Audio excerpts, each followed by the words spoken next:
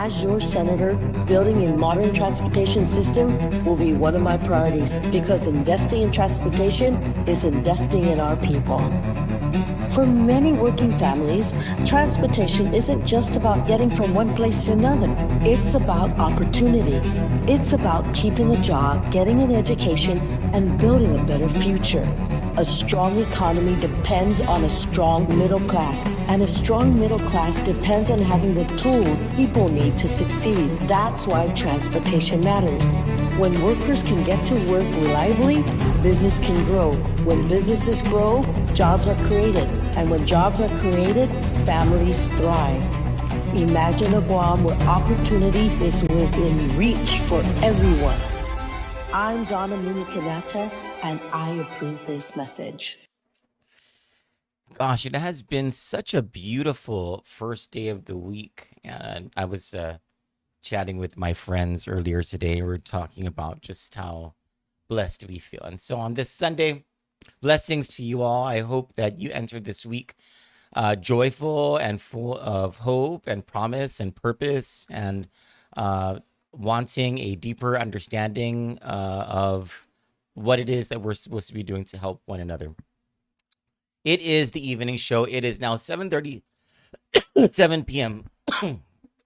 Sorry. I downed some ham hocks and mungo beans with rice, and I was eating it really fast. You know, like you get one of those little rice pieces stuck in the back of your throat. That's what that is. Anyway, it's 7:37 p.m. on Sunday, June 28, 2026. Welcome to the Troy Torres Show, and thank you so much for joining me tonight. It's just a singular topic, and it has to do with the school board. Now, there is a bill. It was heard last week, I want to say Thursday, by Senator Vince Borja, who is the chairman of the Legislative Education Committee. And he's introduced a bill that will change the governance structure of the Guam Department of Education like it has not been changed since 1994. There have been some tweaks that have been made to the elected school board model that we are under, that we've been under since 1994. But by and large, the policy of the government, the policy of the legislature for the past, 32 years? Is that 2026 minus 1994? Is that 32 years? Yeah, for the past 32 years has been that the people would elect the majority of the members of the school board. It's called the Guam Education Board. At one point, it was called the Board of Education, the Guam Board of Education. Now it's called the Guam Education Board. That's one of those small tweaks that was made over the years. Senator Borja is proposing to do something revolutionary, and that is to bring it back to an appointed school board concept, where instead of there being 6 elected and 3 appointed members for 9 full voting members, Senator Borja is recommending 7 voting members, 3 of whom are appointed by the governor, 2 by, I think it's the Speaker of the Legislature, 1 is a youth member, and I believe the 7th member would be elected among the 6. I can't remember exactly how it goes, but it's something like that. It's no longer an elected school board.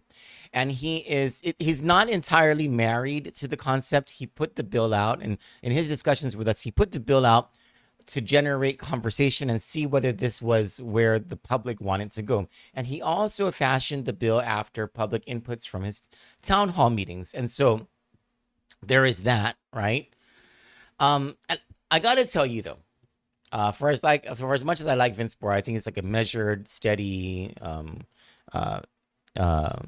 guy who is objective, and I think if you have that the mixture of Vince Borja and Chris Barnett in one room, you like a lot gets done if those two would just work together, right? And for the most part, they seem to be colleagues who get along. But you see a great deal of legislative work that comes out, the kind of legislative work that you expect from senators when those two are probing the Department of Education and the Guam Education Board. So he has this bill, and it would revolutionize the governance of the Guam Department of Education. And for as much as I like Vince Borja, and for as much as there have been complaints, and not just complaints, but a management audit, like successive management audits pointing out problems that not all, but some members of the elected school board apparently have caused. I don't know how I feel about returning the Department of Education to the power of the governor, because that's essentially what will happen. There will be a majority of the members who will be loyal to the governor. And I mean, those of us who are old enough remember when things were like that. And those of us who monitor the government of Guam understand how things are when the governor has control of something, whoever the governor is. And there's a whole lot more of elective politics that come into play. A lot of decisions that are based on cronyism that rises to the top. And that's not to say that there's no cronyism in these more autonomous and semi-autonomous systems either, but there are additional checks and balances that the legislature has worked into the system over the past 32 years that, by and large, DOE has been pretty autonomous from the politics of the larger executive branch. And so I don't know how I feel about this. I'm not sure, but I'm willing to hear the arguments about it. And so on the other side of the commercial break, we're going to go directly to that hearing so that we can watch for ourselves and hear for ourselves what these arguments are for and against this return to an appointed board concept. Stick with us. He has that innate talent of even the most difficult times, giving comfort, giving solace, bringing stability. In my 64 years, there are people I've known that have passed away, and there's been Tony that has been there to comfort the family and the loved ones, sometimes the most difficult times of their lives. He could better this community as a public servant, but bring people together, even people with divergent thoughts and philosophies, but in the end, bringing enough comfort, enough stability to a situation that there's a consensus and then resolution and progress that is made. So, I'm so excited. I've seen what a great job Tony's done now back in the legislature. But I do believe that with him as governor, that ability to bring people together, to bring folks even with different perspectives together, that's what this island needs. God bless Atacaubo 2026. God bless Guam. I'm Tony Atta, and I approve this message. Strong communities don't happen by chance. They're built. For nearly 2 decades, Dr. Mary Okada led Guam Community College, transforming it into a powerhouse for workforce development. She expanded the opportunities for students, strengthened job training, and helped build the workforce Guam depends on. She modernized the GCC campus to ensure students gain the skills to meet the demands of today and the future. In 2014, President Barack Obama appointed her to the White House Advisory Commission on Asian Americans and Pacific Islanders, where she worked to expand educational opportunities and strengthen access to federal programs for communities across our region. When it comes to preparing people for real careers, Mary Okada delivers real results. She understands that a stronger workforce means stronger families and a stronger Guam. With Frank Blas Jr.'s experience in public safety and government and Dr. Mary Okada's proven leadership in education and workforce development, the future looks bright for our island. This is the team ready to move Guam forward. Vote Frank Blas Jr. for governor and Dr. Mary Okada for lieutenant governor.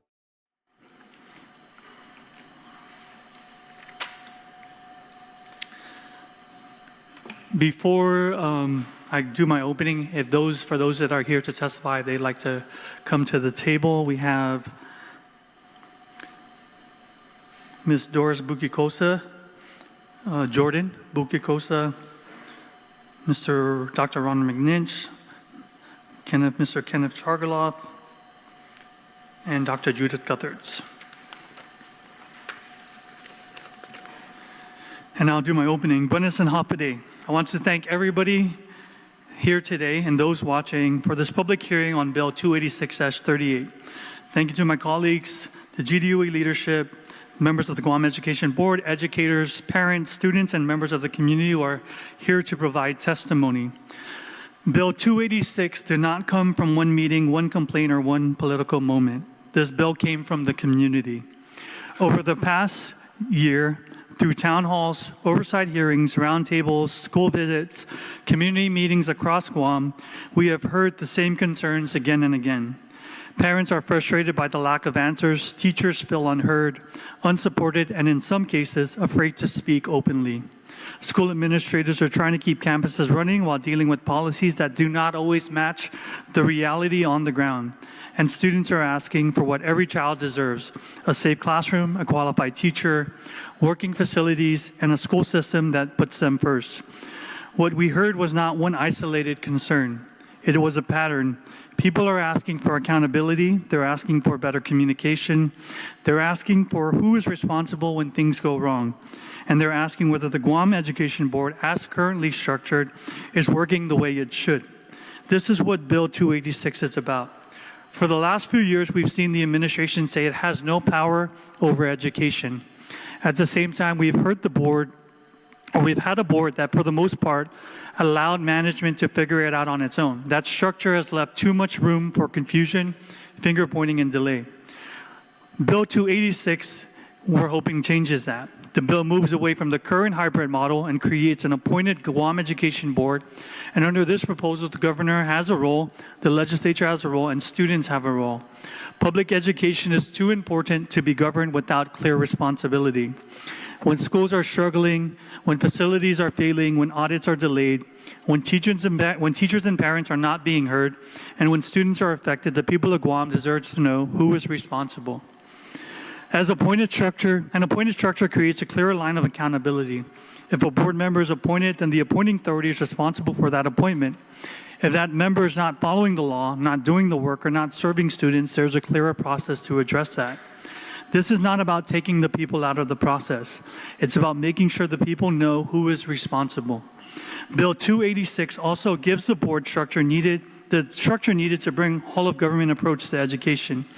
GDOE cannot solve every problem alone. Facilities, procurement, finance, public safety, public health, workforce development, and student services all require coordination across government. This bill holds political leaders accountable for education, not just in words, but in structure. Students are not just affected by the school system, they're a part of it. We should not only ask adults to speak about what students experience, we should give students a voice to someone who has recently lived it. Bill 286 includes a student member who recently graduated from a Guam public high school, and that matters. The voice that belongs this is a voice that needs to be at the table. Recently, I completed a practicum class focused on education, governance, and board reform. Through that work, I studied different models across the United States, including how appointments, accountability, public participation, and student voice can be structured. That work and that research reinforced what had already been heard from the community. If we want real reform, we have to look at the structure. We cannot keep asking the same system to produce different results without examining who makes decisions, how those decisions are made, and who is responsible for when outcomes do not improve. We also have to address the management and curriculum audit required under Public Law 37-44. The law required GDOE to initiate its first management and curriculum audit since 2009. This was supposed to be a serious review of governance, finance, human resources, facilities, technology, school safety, operations, and instruction. The FY 2024 audit released by the Office of Public Accountability identified low trust and fractured relationships between the Guam Education Board, GDOE leadership, and GDOE staff. That should concern all of us. A school system cannot work when the people governing it do not have trust for the people running it. It cannot improve when the relationship between the board, the superintendent, leadership, and staff is broken. And it cannot deliver better outcomes for students when governance itself becomes part of the problem. The audit called for stronger professional development, measurable performance metrics, and clearer boundaries between the board and the superintendent. Those are important recommendations. But the larger issue is this: the audit was completed, its findings were discussed, and the legislature and the people of Guam still have not received what the law required. Public Law 37-44 was not passed so another report could sit on a shelf. It was not passed so findings could be discussed behind closed doors, selectively referenced in public. It was passed because this community needed transparency. It was passed because our education system needed an honest assessment. And it was passed because accountability means more than completing an audit. It means releasing it, acting on it, and implementing corrective action. On May 27, 2026, I wrote to the chairwoman to formally express concern and seek immediate clarification regarding the board's failure to comply with Public Law 37-44.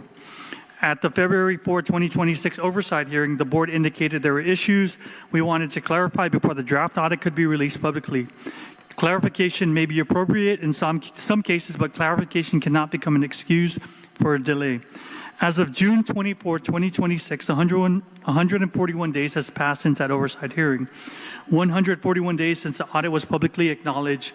141 days since findings and concerns from the audit were openly discussed. And 141 days and the legislature has still not received the report by law. Bill 286 is part of a response to a governance structure that has not acted with the urgency, transparency, or accountability this moment requires. The Office of Public Accountability has raised serious and repeated concerns within GDOE. We have seen high-risk status, repeat audit findings, internal control weaknesses, and missed opportunities to use federal resources for critical services. We have also heard directly from the community about retaliation, poor communication, compliance issues, unclear responsibility, and lack of trust. These are not separate issues. When an audit identifies low trust, fractured relationships, unclear boundaries, and weak accountability, and when that same audit still has not been properly transmitted and made available to the people, this legislature has a responsibility to examine the structure of the board itself.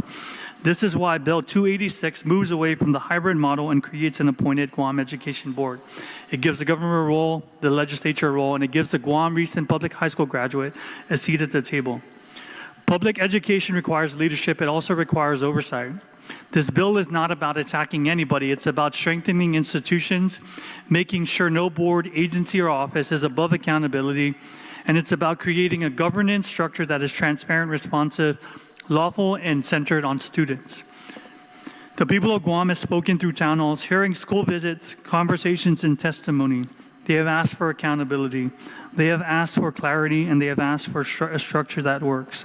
The management audit has given us a warning. The board's delay has given us another. The community has given us its testimony. Now the question is whether or not we're willing to act. This is an opportunity to move from frustration to reform, an opportunity to rebuild trust, and an opportunity to create a board structure that is more accountable, more responsive, and more connected to the people it serves. We look forward to hearing from everybody today and to receiving the continued input from our community. Sijuas Ma'asi, and thank you for being here today. And for testimonies, for those here to testify today, we'll go ahead and start with Ms. Doris Bukikosa. Good afternoon, Senator Borjas, Chairman of the Committee on Education. My name is Doris Bukikosa. I'm going to ask if I can go ahead and let Mr. Chargaloff go first. That's okay? Absolutely. But before we go, let me recognize my colleague who just joined us, Senator Chris Burnett. Thank you for being here. Mr. Chargaloff, you may proceed. Good afternoon, Honorable Vince Borjas, Chairman of Committee on Education, and Senator Sean Gomatauto and Senator Chris Burnett. Thank you for giving me the opportunity to come before you and discuss some of my own perspective regarding Bill 286-38.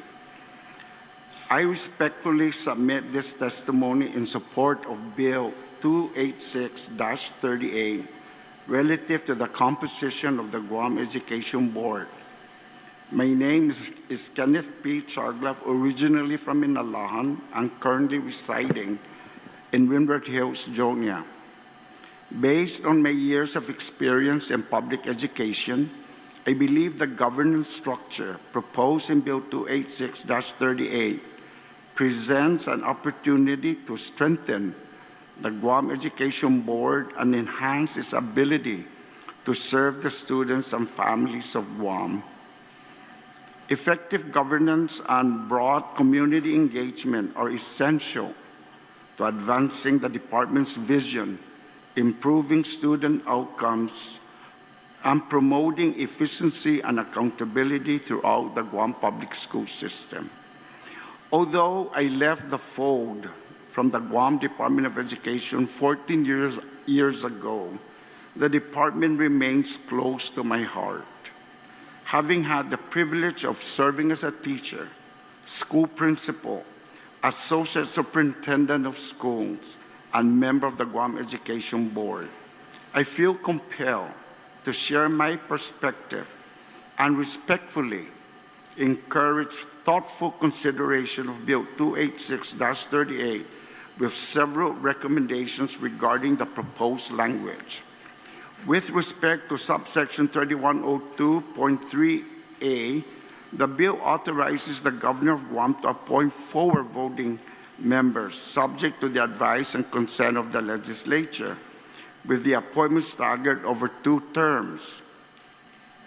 The bill further provides the Speaker to appoint 2 voting members to serve 2-year terms without requiring legislative advice and consent, and without identifying specific position categories. In addition, the Guam Education Board will select 1 youth member to serve a 1-year term. I respectfully recommend that this portion of the legislation be revisited to ensure consistency in the application of the advice and consent process for appointments made by both the Governor and the Speaker. Establishing a uniform appointment process will help promote transparency, accountability, and consistency in the board membership. Although the proposed bill authorizes the Guam Education Board to appoint a youth representative between the ages of 18 and 25 who has graduated from the Guam Department of Education Public High School, this requirement may be viewed as narrowly defining youth representation and could raise concerns about inclusivity or perceived discrimination. It is also important to recognize that there is already an island-wide board of governing students serving as ex-officio members, representing students currently within the Guam Department of Education system. In light of these considerations, I recommend that a mayor representative from the Mayor's Council of Guam be included as a voting member of the board. Each mayor represents their respective village and serve as a direct voice for the constituents across the island. Their participation will ensure broader island-wide representation that reflects the full spectrum of the community perspectives, rather than limiting representation to narrowly defined subgroup. I'm sorry. This approach will strengthen inclusivity by embracing island-wide governance, ensuring that the board reflects the diversity of Guam's communities as a whole.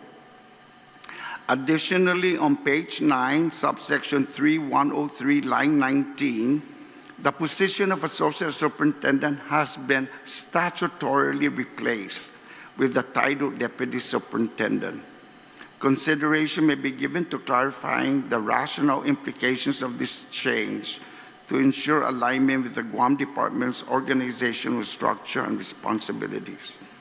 Sijus Masi, for your continued commitment to public education, for considering this opportunity to strengthen the future of Guam schools.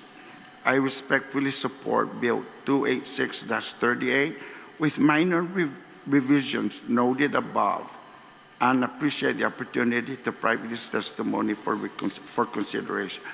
Thank you so much. Thank you, Mr. Chargaloff. Ms. Torres, if you'd like to go. Thank you, Senator Borja, Senator Gumatautau, and Senator Barnett. Thank you for the opportunity to come before the committee to also be in favor or show my support for Bill 286-38, with some concerns, of course. Initially, when I read the proposal, my first concern was appointments. Of course, the concern is this just going to create a committee of loyalists to Adelup or loyalists to the legislature? However, in reading the position descriptions, I am very grateful because I too have suggested in a town hall meeting that we really should look at the composition and where these individuals are coming from, their expertise or their knowledge in order to serve on the board appropriately. So I do thank the committee and commend them for taking that into consideration. There is one area that that kind of stood out for me, the third position, which is one member who is a retired teacher or administrator of the Guam Department of Education. I totally agree with that. However, having served for the Department of Education, working with the department for over 34 years, as a support staff in middle management level, I'd like to see that possibility. And the only reason why I'm asking for that consideration is, yes, a teacher definitely gives perspectives on challenges and how supports can be given directly to the students and that classroom instruction. Yes, a school administrator oversees the operations, but a middle management support staff is very knowledgeable on the processes that are going on within the department, everything from hiring to payroll to procurement to fixed assets, and those kind of challenges, a board member or some decisions going on at the board level don't necessarily have that expertise or knowledge or understanding of the processes. I think that could be considered. Of course, it's just my wish on that, but if that could be considered as another option as far as either teacher or administrator, it would be very appreciated. I know that there is a position there for a non-voting member for the union, and I was kind of explained to me at some point that that's where the representation of a support staff would come from. But I have to point out, having worked for the department for 34 plus years, I was not a member of the union of GFT. So who is truly represented there? Is it just their members that are being represented? I'd like to see, others that may have some insight on how the department works also represented on the board. Another concern I had, that's all in the positions, just really then the fact that those who are appointed by the governor and the legislature, it talks about they can be removed at the pleasure of either, whoever was the appointing party. My concern is this, again, years and years of having some board members who have gone above and beyond their duties and may have acted inappropriately to employees at the department, support staff all the way up to management. There really was no structure in place to remove these individuals. In this situation here and the proposal, who would those concerns be taken to? Would it be taken directly to the governor if there were continued issues with inappropriate behavior of board members? Is it taken to the speaker for their two appointees? Again, there's no real structure of how to remove, and I don't want to be a negative Nancy. I want to have some reassurance that should this structure go into place, if there is still the possibility or the instance of inappropriate behaviors occurring, how can the employees, the parents, the community make some kind of recommendation to have that person removed? So some kind of language in there. And I think that is really the only thing I have concerned about it. Otherwise, I am totally in support. I truly appreciate the committee's efforts in listening to town hall meetings and the concerns. I did read parts of that report and felt that it really did capture what I was experiencing throughout all my years at the Department of Education. So I am really grateful, and again, I am in total support of this bill. Thank you. Thank you, Mrs. Bukakosa. Jordan? Senators, I also would like to sort of turn towards the other people here on the panel, just because of course in a sense they're more of ranking members. So I'd prefer if our ranking members over here on this side, please go first. Please go ahead. Okay, they forced me to do it. Okay, Hafaday senators, Senator Bora, Chairman, Senator Barnett, former Chairman, Senator Gumatautal. Thank you for the opportunity to, that you're holding this public hearing regarding this bill. It is unfortunate that, really there isn't a little bit more of an attendance here, but of course, maybe some employees, current employees may not necessarily be willing to come out. We don't know. That could always be part of it. But just for full disclosure, I am a current employee of the Department of Education. I am here on my own time. These opinions are 100% my own. They don't reflect anything in terms of GDOE management, GDOE as a organization, or of the board or anything like that. I speak only for myself as an individual citizen. With regard to the proposal, of course, on the sign-up sheet, they have the option to say support or oppose. I feel like in its current form, I don't know necessarily whether I'm fully on one side or the other. I think that there are, of course, some technical questions from my side that I'm thinking of, but also, as has been mentioned by the previous two speakers, I think that there is room for adjustments. There's room for strengthening of certain provisions and complete additions of other provisions. I'll try to not go off on too many tangents. So, just starting from the top, I think the first question I have in terms of this proposal as it's written is the same thing that came up in terms of who are the appointees.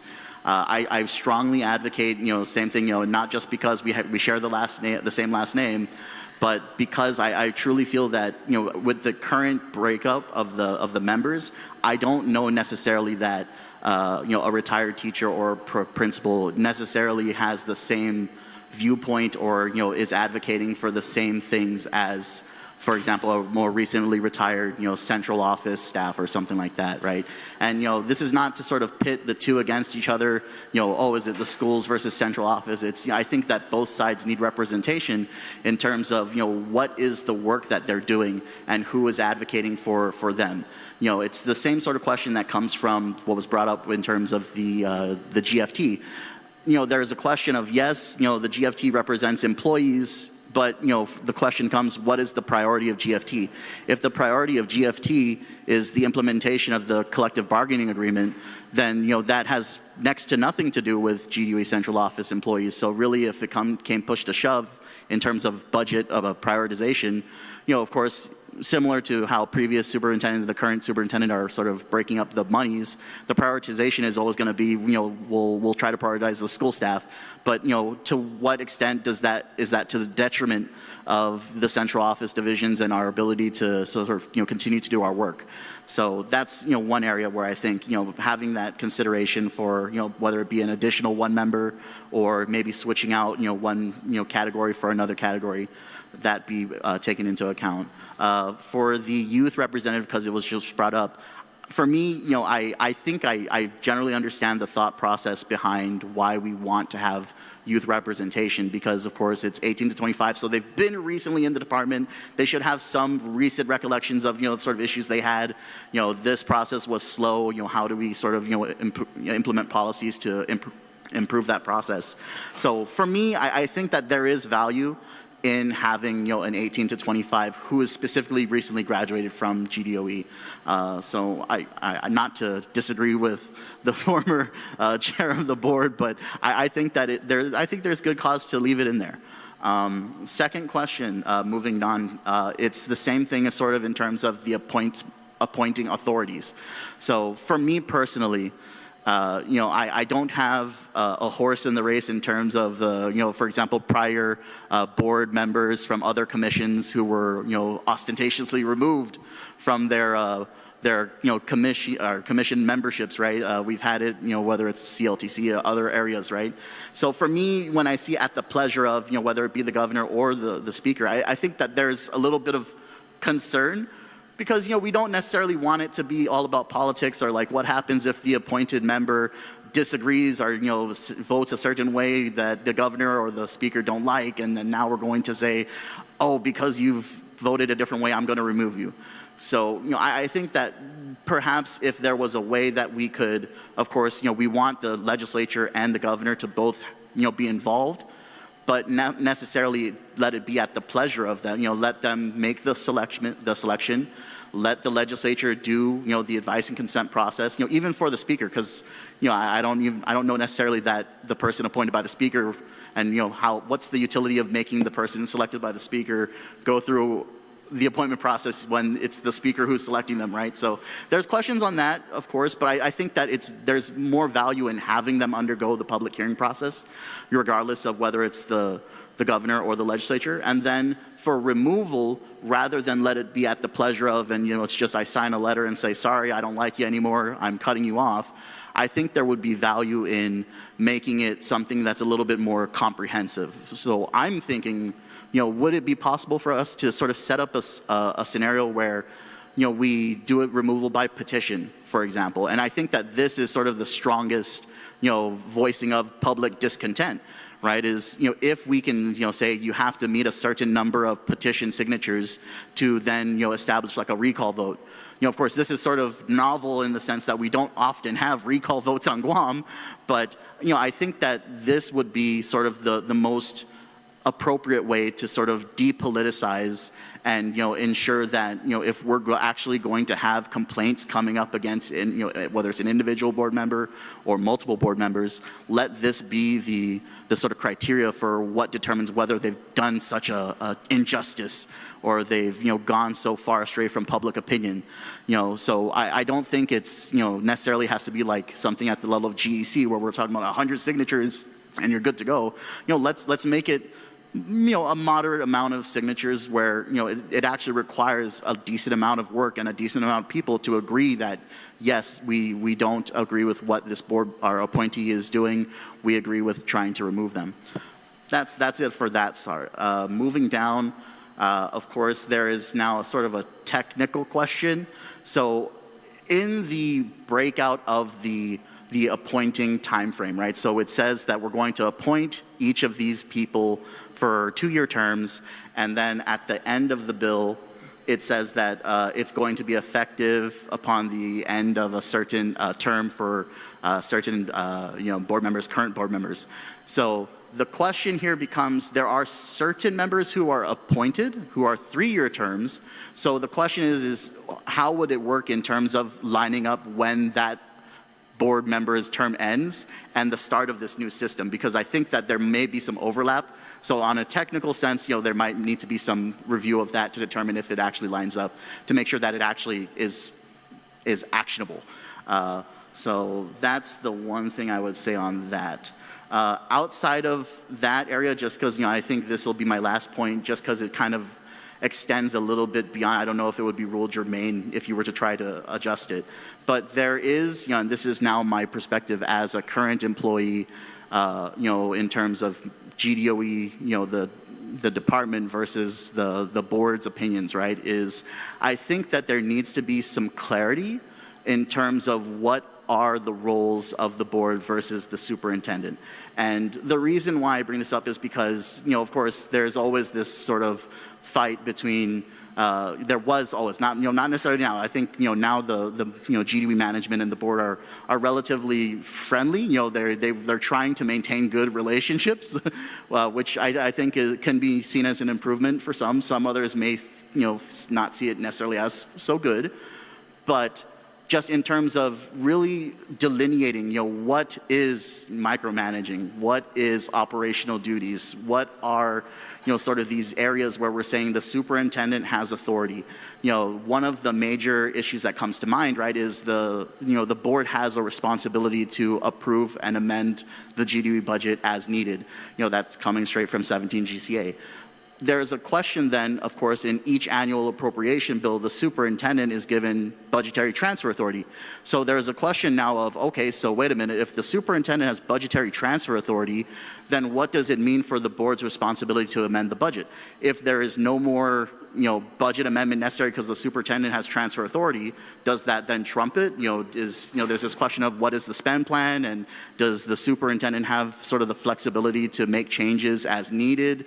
And then, that's sort of something there. So I think, perhaps a more in-depth look into, what are the actual responsibilities and how do we delineate what is a board function, what is policy versus what is operational matters.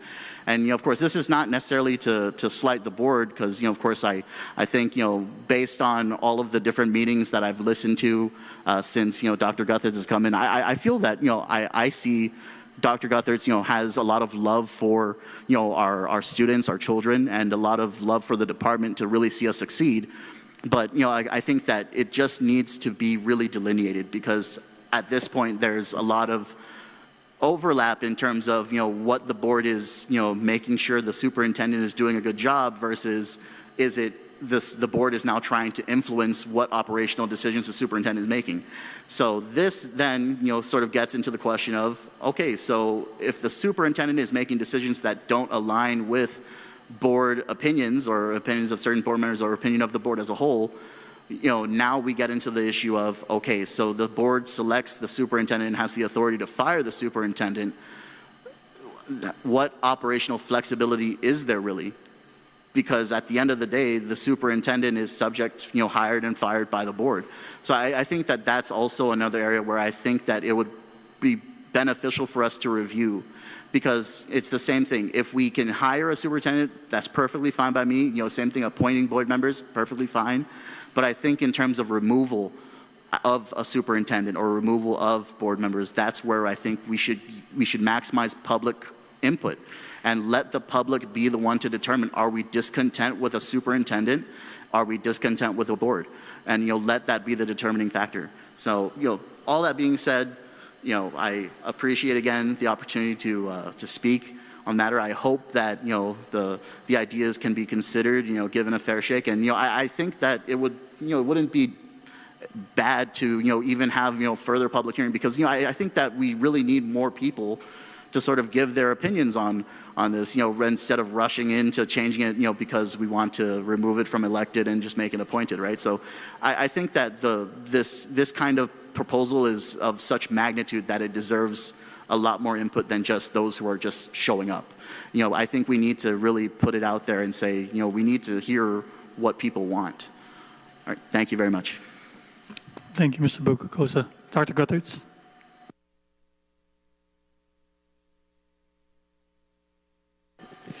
And I'd also like to commend those who are former educators and leaders at the Department of Education for being here, and also our current employee. He's a wonderful person. He does a great job in our financial area at GDOE, and thank you for being willing to give your thoughts, Dr. McNinch. It's interesting, Senators, that we are here to talk about a proposed model change for the Board of Education.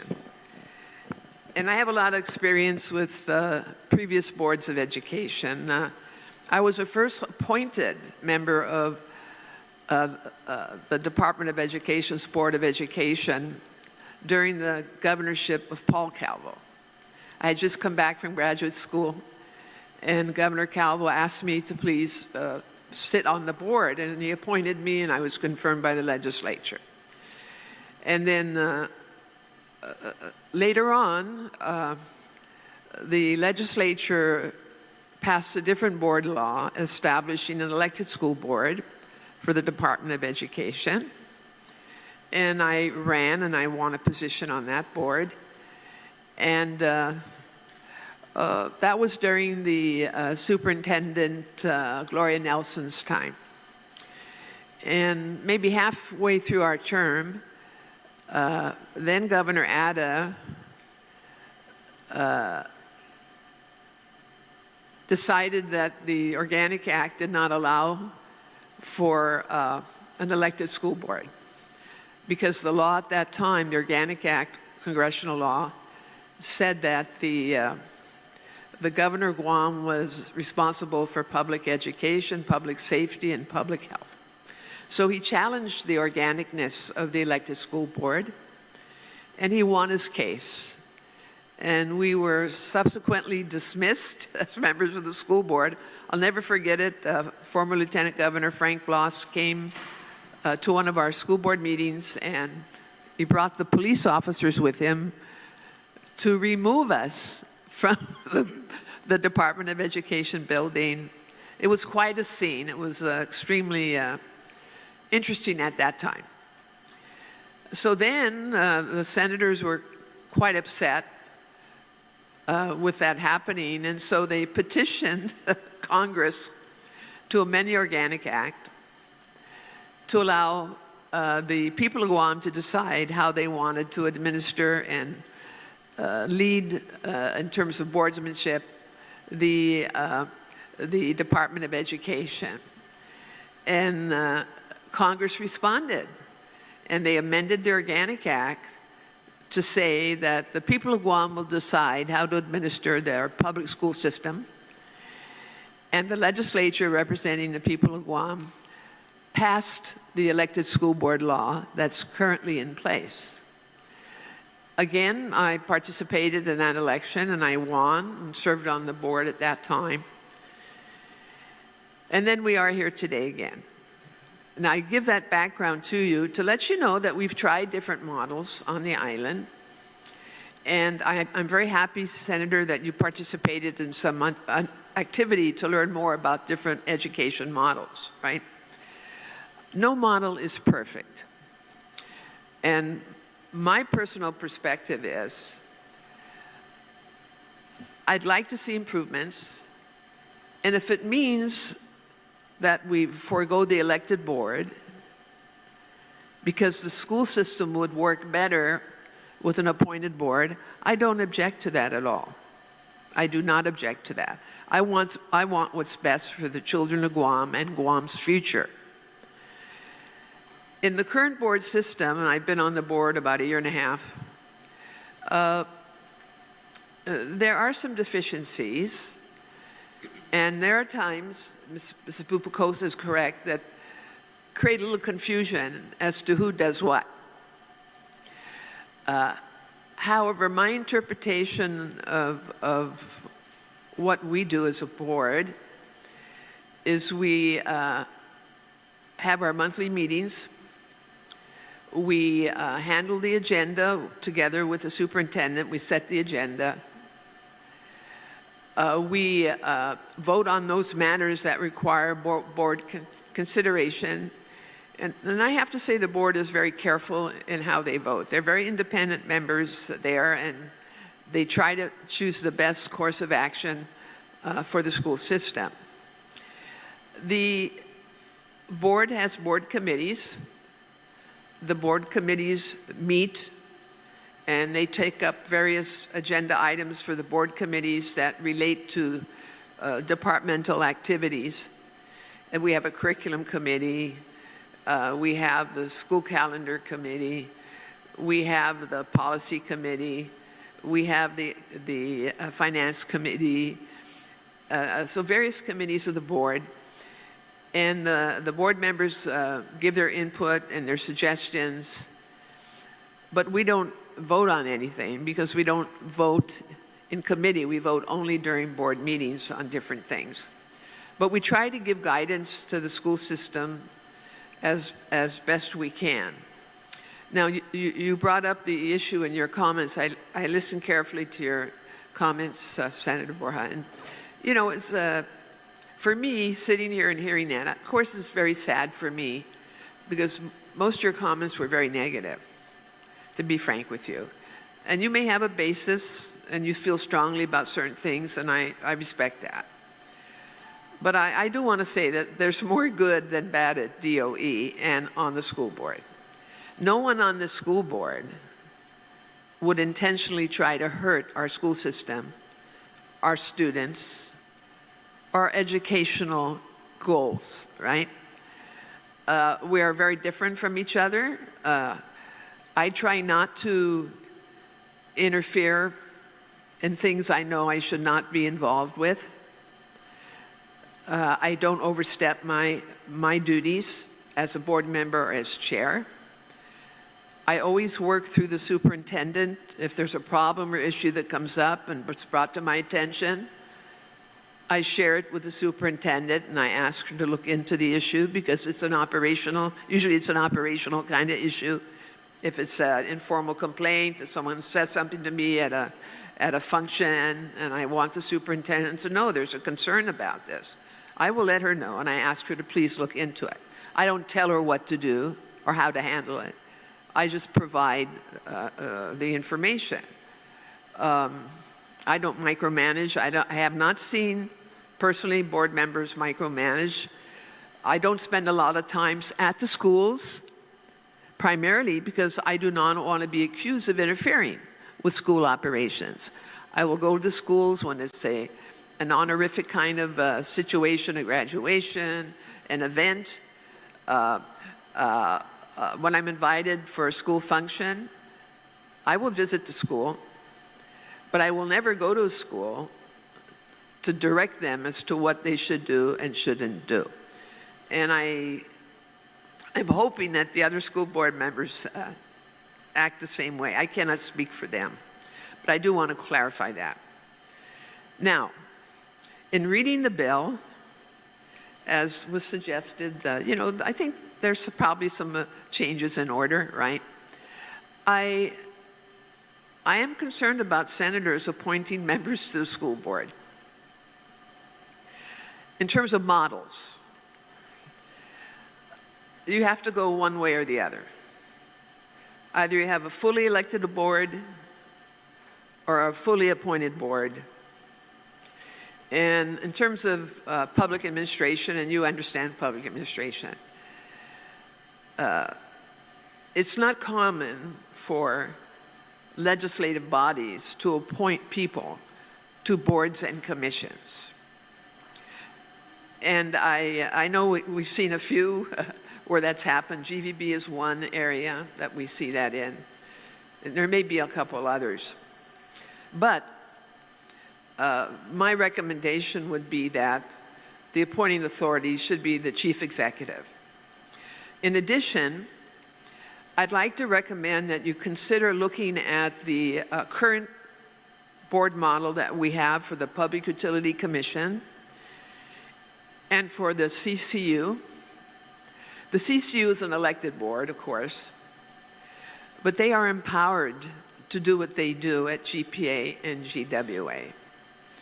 The PCU is an appointed board, and the members have 6-year terms, which gives them that autonomy in terms of what Mrs. Buscosa was saying, that we don't want to see an appointed board become a political platform.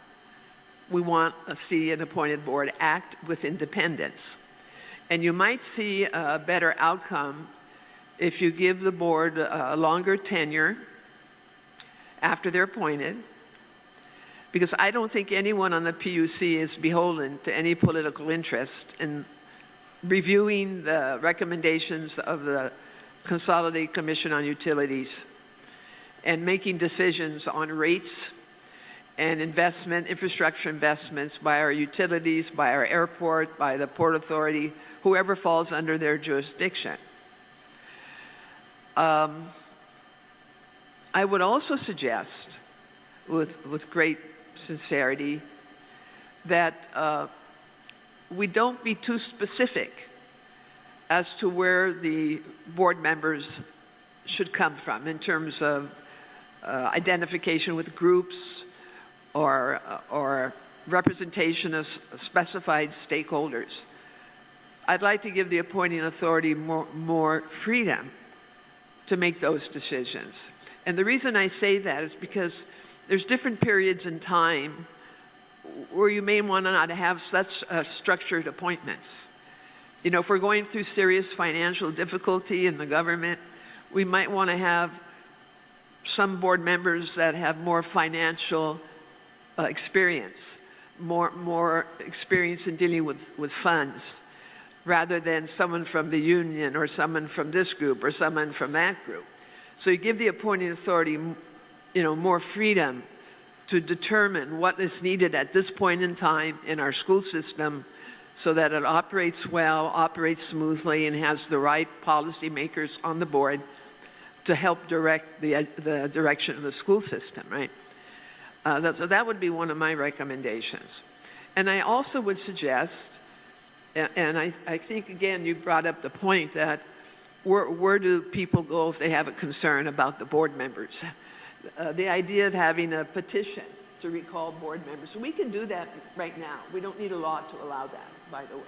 If someone wanted to start a petition and say, we feel this board member has not been judicious in his or her responsibilities, And we, the people of Guam, represented by these 500 signatures or 1,000 signatures, are petitioning that they be removed. And then you need to have a mechanism. Who's going to hear that petition?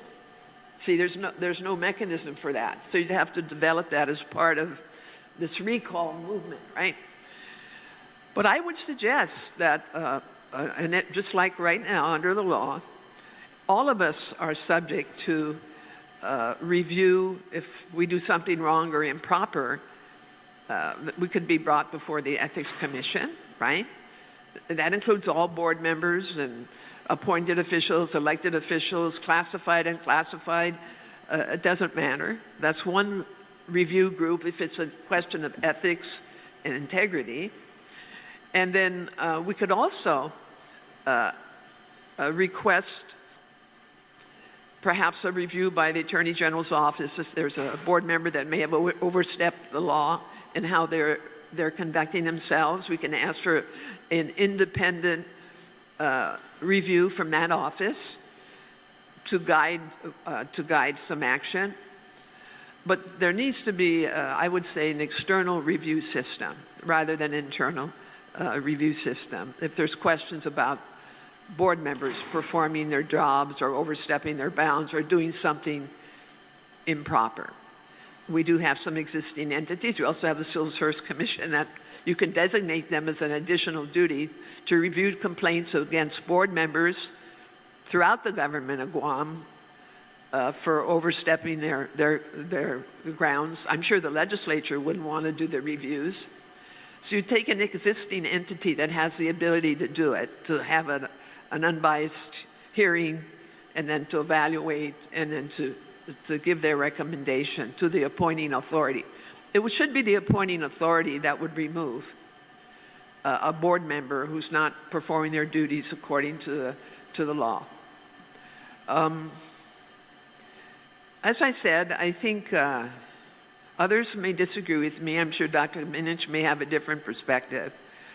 But I will respect whatever law you pass. But I do ask you to please look at the necessity to ensure that as much as possible the political element doesn't find its way into decision-making on the Board of Education. The appointment, maybe that'll happen naturally, you know. But after someone's appointed, their sole responsibility must be to the people of Guam and the children of Guam. So give them that independence, even as an appointed board. Give them a longer term so that they go beyond the tenure of a legislature or the tenure of a governor. Reevaluate whether senators the legislature should appoint people to the board. I would say that also don't be too specific on which sectors of society should be pointed to the board. You know, one of the problems that governors have had in the past, and those of you that work with governors know, it's hard to get people from certain sectors to want to serve on a board. And so they don't have a person from this group there because it's hard to find someone willing to do it. It's not that easy to find people willing to serve on appointed boards and commissions. Another thing you need to take care of is the complexity of people. If you're going to continue with an elected board or a hybrid board like that, I have to tell you, it's a lot of trouble to become a candidate for the school board, and that's why you don't have a lot of people filing. Believe it or not, getting the 250 signatures is not as easy as it looks. And the question is why? Why? You know? And then the other issue is the financial disclosure part. It's very cumbersome, and you know that because you do the same one that we have to do.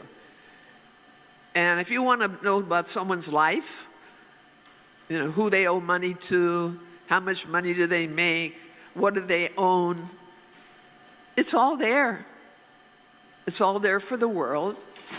And then I'm wondering, is that too much information? Is there a security issue there too? If people know what you own, could you be a target? Because all your personal financial information is there? You know, so I hope you would reconsider some of those requirements at present also, if you decide to keep an elected board. So in general, you need to do what you feel you need to do. I can tell you that the board I'm working with is a hard-working group. We're doing our very best. The current law is not ideal. There's deficiencies. One is in defining who does what. The other is sometimes there's limitations on what we can do that make it harder for us to introduce the kind of reforms that are needed in the school system. And we can only go so far, because if we go farther, we're micromanaging. That's how it's interpreted by some of you, by some employees at the school system. And that's not a good thing. So we need to refine these things. Thank you very much. Thank you, Dr. Guthertz. Dr. McNinch. Dr. Wampat, will you be testifying as well, if you'd like to come to the... Oh, is Dr. Wampat here? Please. Please? Yeah. Actually, she should prefer. I can move over, yeah. Okay. Yes, senor. No, it's okay.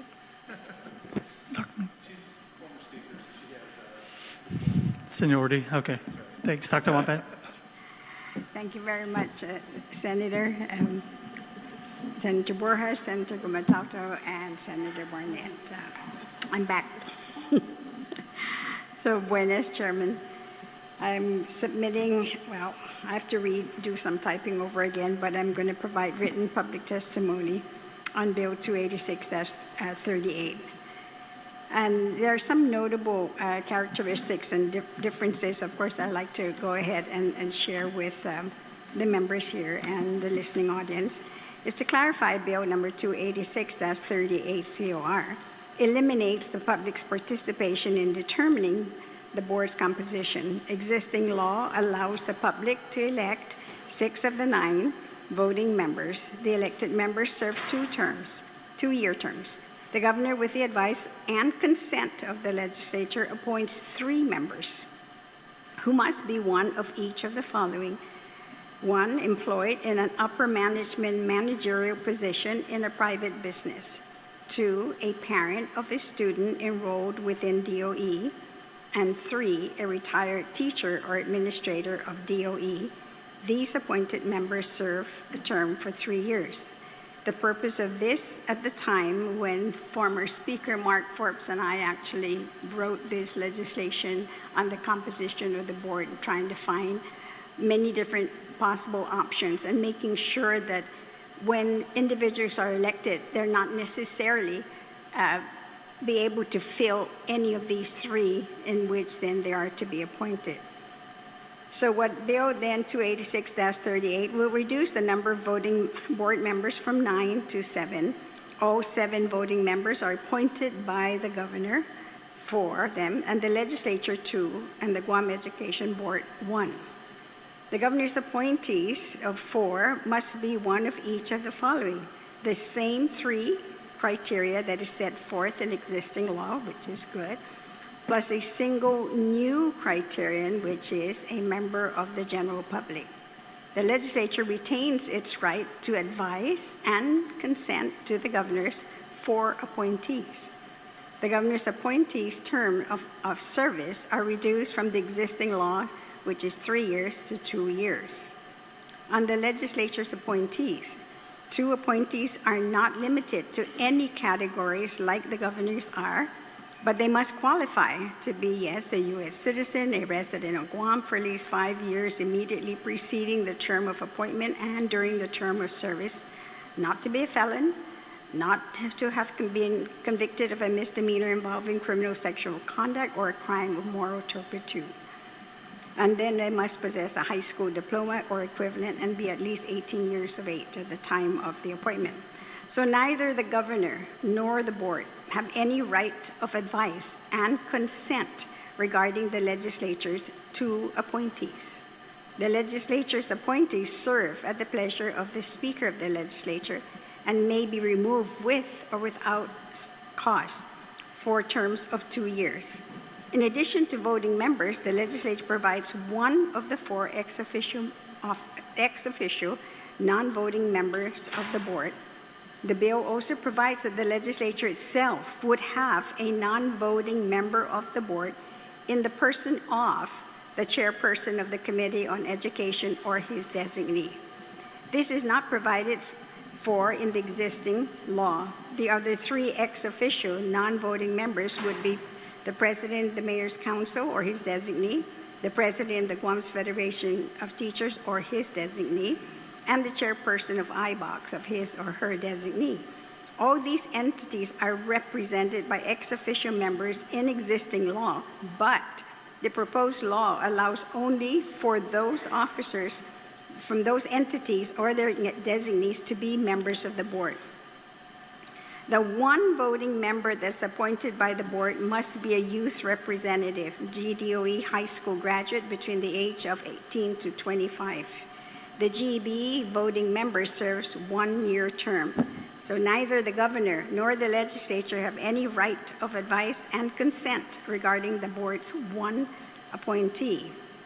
The bill does not change the quorum or voting requirements, reducing the number of members necessary in order for a quorum to exist and for the board to act from 5 to 4. For qualifications, as mentioned earlier, the bill would lower the age to qualify for membership on the board from 25 years of age to 18. There are some ethical and legal issues with Bill 286-38. By virtue of the Organic Act, the supervision of all departments of the government of Guam, including the Guam Department of Education, rests with the Governor of Guam. DOE is not an autonomous agency. Bill 286-38 illegally infringes upon the functions of the executive branch.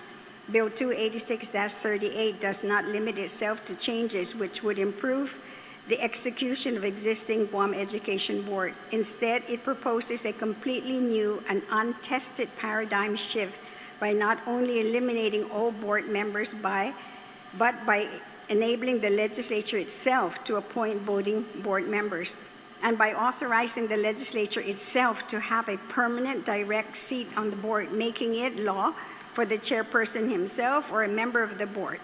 The ethical implication is granting such power to itself through this legislation are clear. However, more concerning is the fact that Bill 286-38 comprises an illegal delegation of power to the legislature to supervise the schools. The governance of the Department of Education is vested in the Guam Education Board pursuant to 17 GCA, Section 3102. The board's duties include adoption of annual budgets, reviewing of periodic financial reports, modifications of the budget if and when necessary. 17 GCA Section 3102.1c, such inherent conflicts of interest and the negative consequences that would follow should this legally impermissible scenario be played out, made it clear why the Organic Act prevents the legislature as a separate and independent branch of government from exercising direct control over the Guam Education Board and GDOE. By setting up the board as a staging ground for 2 separate branches of government to wield power, Bill 286-38 opens the door to immense possibilities of each policy issue being dominated by political conflicts and severely hampering the board's and GDOE's ability to function. GDOE, the Guam Education Board, and our schools, employees, and students cannot afford to suffer the delays and dysfunction that are inherent in this bill. The novel, untested structural overhaul being proposed in this bill is simply not legal or productive to GDOE's operations. And to close, I respectfully propose to this bill and ask that it be withdrawn, or that you put together a group to thoroughly look, at the bill. And like the senator said, and I know Mr. Charcliffe also, the 3 of us have been in DOE for many years, or in education, and we've seen many boards come and go. And it was a problem that the legislature in the past have always looked at, and many different options have been, of course, tried. You're never going to find one board that's going to satisfy everyone all the time, whether you want an elected board, appointed board, a hybrid board. And to elect even the superintendent, then it becomes political. So if you want politics out, I suggest you stay away from trying to even have the superintendent elected, because that will be a popularity contest than anything else, not qualification. Thank you, Mr. Chairman. Thank you, Dr. Wampat. Dr. McNinch. Thank you, Mr. Chairman and Senators. My name is Ron McNinch. I'm an elected member of the Guam School Board. I served for 6 years as an appointed member under 2 different governors of 2 different political parties, and then I've been elected twice now for the last 4 years or so. I appreciate the opportunity to give testimony today. I just wanted to make a couple of preface comments and say it's very hard to follow these 2 Judys. I mean, they both have so many good and neat things to say. Also, I wanted to point out, I noticed this discussion really isn't about education as much as it is about our children. And I think that our children is in all of our best interests. And I think if we have an agreement on anything, I think that's a major point of agreement, that these discussions are how can we better serve our children, how can we better serve our youth. And I just want to point out, I noticed when I came in here, there were some high school interns, Senator Borja, and they told me they're in your office. I hope all senators have interns. I think it's so wonderful to get young people out into real environments, and it's a part of their learning process. And I think that the more we can do that and be mindful of that across all professions, the better. I just want to make a quick preface comment on that. Under 17 GCA 3102.1p, one of the duties of the Board of Education is to make recommendations on policies and bills. And my points today are related to that. I'm speaking on behalf of myself. Our board hasn't articulated a position on this yet, and I believe that our chair certainly will come up with a board position that's unified. And so my views today aren't necessarily reflective of anyone on the board other than myself. This particular bill, like many bills, it seeks to change things, and whenever you try to change things, conflict is created, resistance is created. That's a natural part of the change and legislative process. It's to be expected. And there's nothing wrong with that. Actually, resistance or having a conflict can be good sometimes because it can spark action, and that's certainly a part of the public policy process. In the Section 1 of the bill, there's a discussion of data or voices or information being consistently mentioned about the board. And if possible, if I could get copies of that data or those discussion points, it would help me, it would help better inform my letter, which I'll write right after this particular point. As I mentioned, I was both appointed and elected, and my experience being an elected member has more respect from the community. People connect with you a lot more when you're elected. I do believe in at least talking about electing the superintendent, but for very long terms, like 8 to 10 years, which would create stability. But again, that's just an idea. Now, I need to mention, this is a very unique moment in time. If we go back to the Guam Constitutional Convention, there was a whole section on education. I encourage everyone in these conversations to look at that. They proposed an education commission. And by the way, both Dr. Guthers and Dr. Wampat served on that commission. It's very rare to meet people, especially 2 people at one time, who served on that Constitutional Convention Commission. I think it's a very unique opportunity. But I think that having an education commission aspect is something to certainly discuss. But there's something that in the earlier meeting today that Senator Barnett brought up, and he brought up the issues with FB Leon Guerrero School.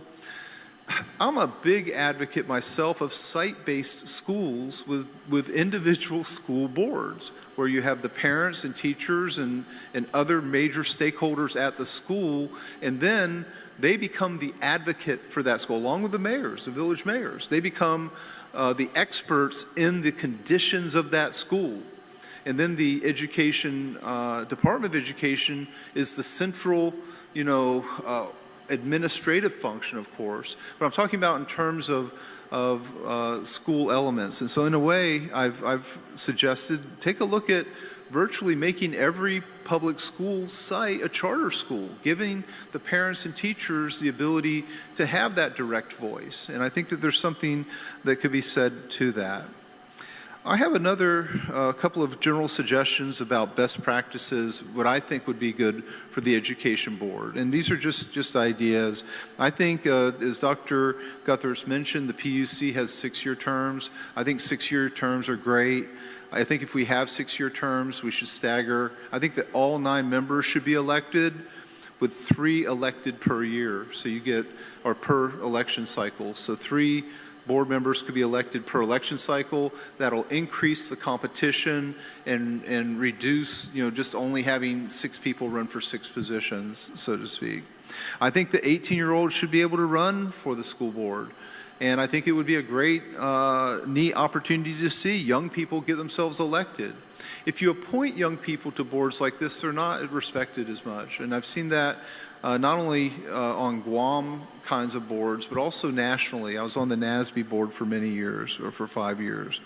I'd like to talk just a moment about the election packet. This election packet is just as complex as the packet for senators. It really is. I'd love, please go take a look at this. And I'm not knocking the Guam Election Commission, they're just following the law. But I have some suggestions about applying for the election on this. I think that there shouldn't be signatures required. Just charge them a simple fee. You want to charge a fee like $100 or $200 to keep people from becoming vanity candidates where they just put their name on the ballot. You want them to have some investment. The other point is rather than police clearances and court clearances and things like that, just require sworn declarations. It'll save candidates money. And also, most of the people who run for these positions don't have court issues or police issues. And we have had people get elected. Matt Rector and Matt Rector got elected to the legislature, lied about his criminal record. Jonathan Tovez got himself elected to the Guam School Board many years ago, lied about his criminal record. There are people who are not honest. But I think in general, for the most part, in our community, we know if people have criminal records or not, or people that will at least talk about them. So that's one little point. I think requiring police clearances and court clearances is a discouragement. It make it easier. That's my point here. Also, on the finance declaration, I agree with Dr. Guthers. I think that there's 2 elements of the finance declaration. One, does a person have conflicts of interest with the government? That should be openly stated, and you should swear a declaration to that. The other point is, I raise 0 money when I run for office. I never have. And just be able to sign a declaration on that and reduce a lot of this paperwork, because this paperwork is really putting a chilling effect on people running for these offices, in my view. You'll have a lot more people run if you adjust this a bit. Again, I'm an advocate of site-based management. I'm a big fan of it. I believe in giving parents and teachers and students real power and the ability to really be able to work on things. I think that there's some truth to that. I think that in general, there's a point in this, both in this law and in the other law about the chair. I don't like limits on the chair. We've had very good chairs that had a timeout, and it would have been great if they would have stayed, because what we got in return was not up to par. I'm just being honest. We had a really good chair, and then suddenly they have to leave because of the 2-year limit. Then no telling who you're going to get. So if you have a good chair and they're elected every year by the board, you want to keep them. That's my point. And by the way, I'm not knocking any individual chair, but some people can sing good karaoke and some people can sing bad karaoke. Same thing with leadership. And you want a good leader on this board. That's what you want. And Dr. Guthers is a very good leader, by the way. And so is Dr. Wampat as superintendent. I am deeply vexed and concerned about the things I've heard, and I spoke to Dr. Guthers about this, about employees feeling that they're being retaliated against, or there's potential retaliation. We require some public officials to go through ethics training. I think we should suggest and make available retaliation training, meaning how to mitigate and avoid retaliation for our government employees. We have a lot of protections for our government employees if they invoke them appropriately. There are ways to invoke them. And by the way, I've made numerous complaints at my government workplace here. I've always backed them up in a way that shields me from retaliation. I cite the law, I cite the whistleblower concepts, I cite whatever protective law exists, and we need our employees to know they have these protections. And then the other point is sometimes there are resources like in the union and other places that can help. And again, I know it's not a cure-all, but I'm just making that as a suggestion of trying to move forward on it. We need to help people to know that these process systems exist. Not every year, but we usually do public trust studies. I've done a lot of them over the years. The Guam judiciary has the highest level of public trust. They're usually between 50 and 60%. The executive branch usually hovers about 30%. That's equivalent approximately, both of those are equivalent approximately to the U.S. mainland and the states. The legislature is usually between 18 and 20%. Again, that's about average for how people view the legislature. But individual senators range from 60 down to 30. So it's, hate the legislature, love your senator, so to speak. During COVID, the Guam education system was nearly 60%. We had a very strong level of public support. The work that the employees did to feed our children during that time was incredible, and it was probably underappreciated. And the hard work that many people did to try to go through and make COVID work was probably not recognized the way we should have recognized it. On the audit report, I love audits. I'm an auditor. I'm a fraud examiner. I love audits. I love audit, and I applaud the legislature for getting an audit report. I think audits are good. And I mentioned this in other places. I prefer that it would have been done either through OPA and pay people locally for it. That's a pet peeve I have. But then the other thing is there's a lot of stuff in that audit that probably should be discussed in a side meeting, in an informal side meeting even, because there's a lot of elements that really deserve discussion. And I know that sometimes doing it in a public forum is a little bit difficult, but there's some important points that should be talked about. And I am concerned part of it is, as a board member, people don't tell me if they're being mistreated by another board member. It just doesn't happen. Because I don't get, like Dr. Guthers, I don't get involved in the schools. I stay away from everything.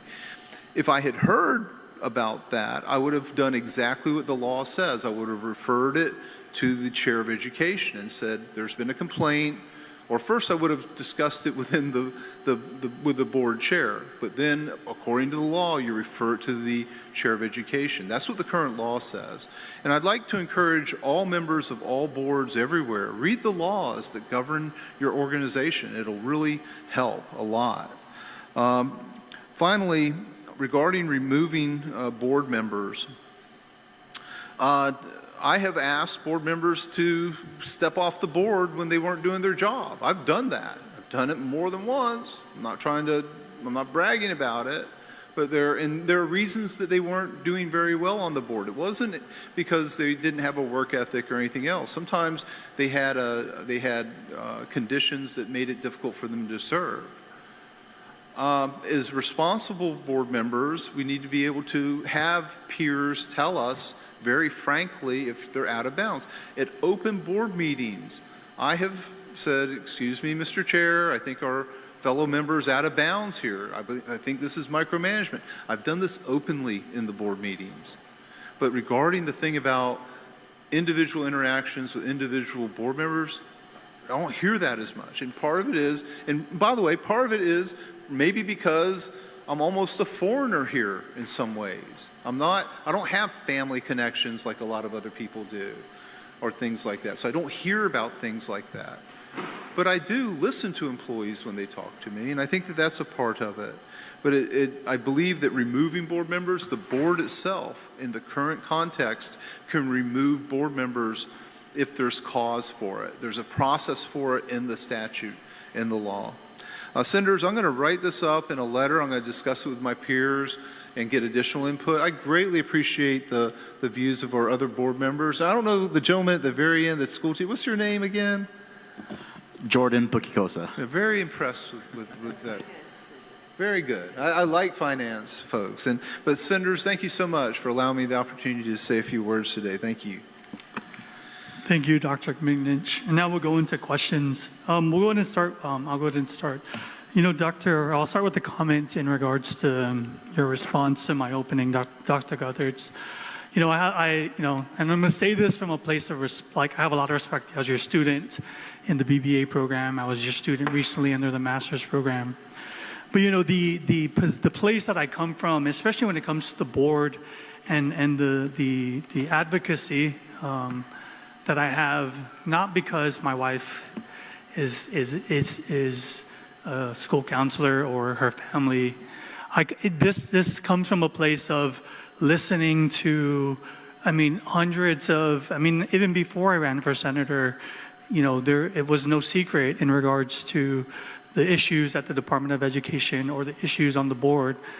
But what I think, and this is the conversation starter for what we need to address, is the issue of the issues within the Department of Education that really most think that the board is going to address or are going to address.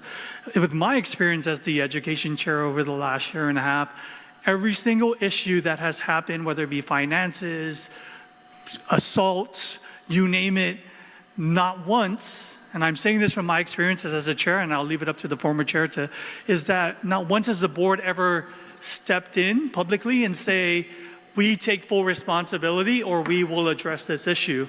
The issue has always come before the legislature, and that's fine because our job as senators is to listen and to respond.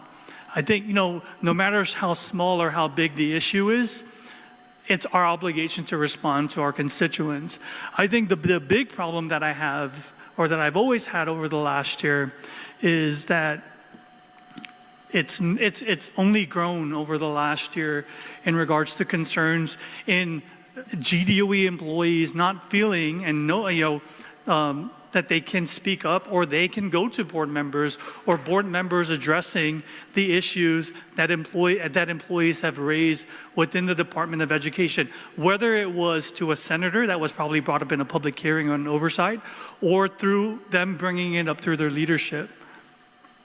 The one thing, and when we talk about the board and why we're having this conversation, if you think about an employee wanting to speak up to the board, at least for me as I've been the chair, I've seen employees at a board meeting get humiliated or attacked in regards to work performance or issues within the Department of Education. So why would you expect an employee, when you have that kind of culture with the Board of Education, and these are elected members that make employees feel like their opinion doesn't matter, or scare employees. Again, if a board member can publicly, on the record, attack employees, why would an employee want to speak up? We had a discussion in the last oversight hearing when we talked about the audit, and at that time, and there was a leaked letter that went to KUAM, Island Board of Governing students speaking up against or about board members being demeaning or getting yelled at and not feeling like they're being supported by the Board of Education. And so that's, when you say that, what I had shared in the beginning was negative, that's not from me. I speak on, if not hundreds, thousands of employees at the Department of Education. And this is not to say you suck, you quit. I'm saying that this is a cry for help. And I'm sure these other senators, when they're not speaking for themselves. I'm not speaking for me and I'm not speaking for my wife. I'm speaking for the hundreds of employees that are saying they need help. They want to be heard. They need people to it's not even about they need to be coddled. They just need people to care about what they need and what they want or what they need to be able to feel like they're a part of the organization. And that's all this discussion is about. And again, whether whether it's full governor, legislature, student, there's obviously an opportunity to change the way things are. I think the biggest issue that we need to address, and everything most of you have said, is how we remove board members, because I feel like that is the biggest problem. Is that we've had board members who have, one, not done their job, or have gone beyond their legal limitations and what their responsibilities are, or what they can or can't do as board members. And so, I hope that this discussion today is something that we, as not just senators, but even as board members, and I will give you kudos with with your leadership, and maybe it's a new superintendent, that it's been a lot more respectful in the board meetings that we've seen. But I think despite whoever was the superintendent, that's what brought us to where we are today. Thank you for the good, the good working relationship that you have with Dr. Wampat, and we hope that, again, this goes, this goes down into the organization, because that's where most of us, that's where a lot of the push for change has come from. It's not, I didn't run for office and then decided one day that we need to change the board structure. This came from, hundreds, if not, hundreds. I'm sure Senator Barnett has been here longer, have had more complaints, and we need to try something. It's not working. And so with that, my question is, with everything that has gone over to with the Department of Education, do you think that it is the board's responsibility, or should bear the responsibility for the success or failures of the Department of Education based on the way the law allows you guys to exist? There's certain things we are responsible for, and we should always take responsibility for if it's not done right. Could you, just for the record, what are those things that you believe that the board is responsible for? Well, we're responsible for hiring the superintendent. We're responsible for approving the budget for the department and ensuring that the funding is used appropriately according to the law.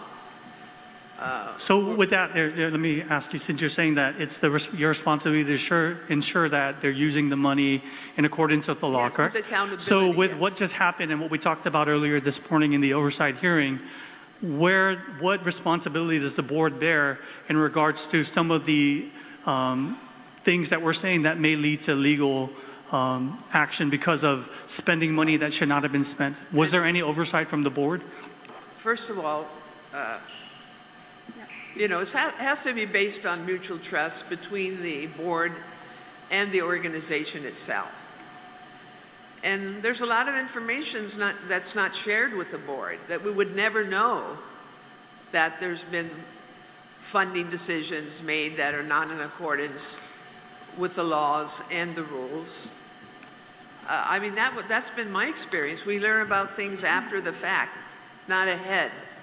We heard today, and I was a little surprised, we've been hearing about commitments made in ways that are not in accordance with the law on the expenditure of funds. We only found that out after a change in leadership in the department, because that information was not shared with us. Obviously, we know why, and that's not acceptable. That's not acceptable, and I think that's a reflection in the weakness of the law itself. We don't have the power to interfere with management's prerogatives at the department, and that's not necessarily a bad thing. But when there's obvious inappropriate actions with respect to how money's being spent, we should be informed about that by the director or administrator of the department when they learn about it. I'm sure Dr. Wampat had no idea when she became the interim superintendent or the acting or the permanent superintendent that this had happened at DOE. we know there were problems in terms of how federal funding was being used and reported on, meeting the reporting requirements. But we didn't know that it was being used in a way that could, in fact, be improper, legally improper.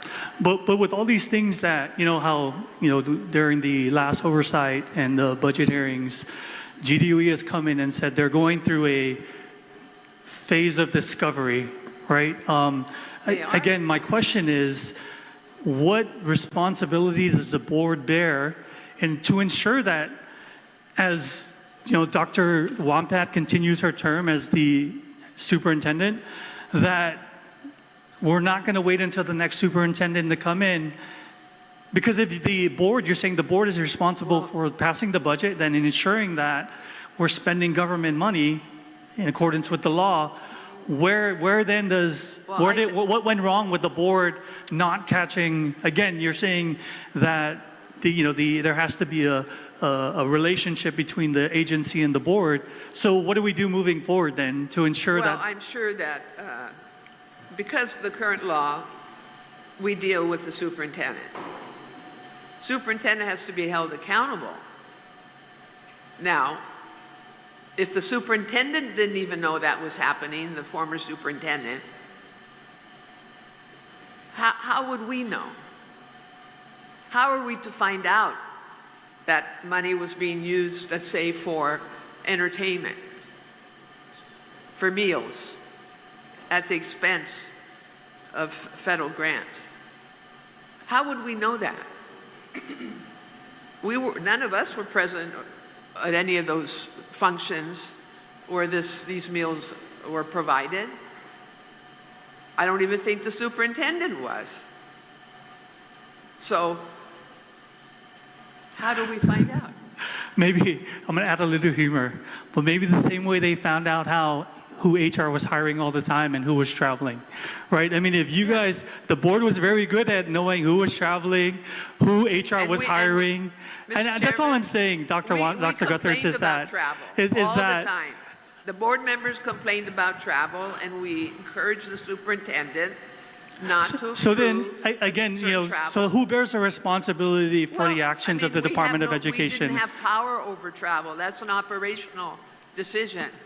Who travels is a decision. And you guys had oversight over finances, which, again, we're here today saying that there was a lot of shenanigans, like Senator Tello likes to call it, that happened. And I think the answer is very clear. It's very clear.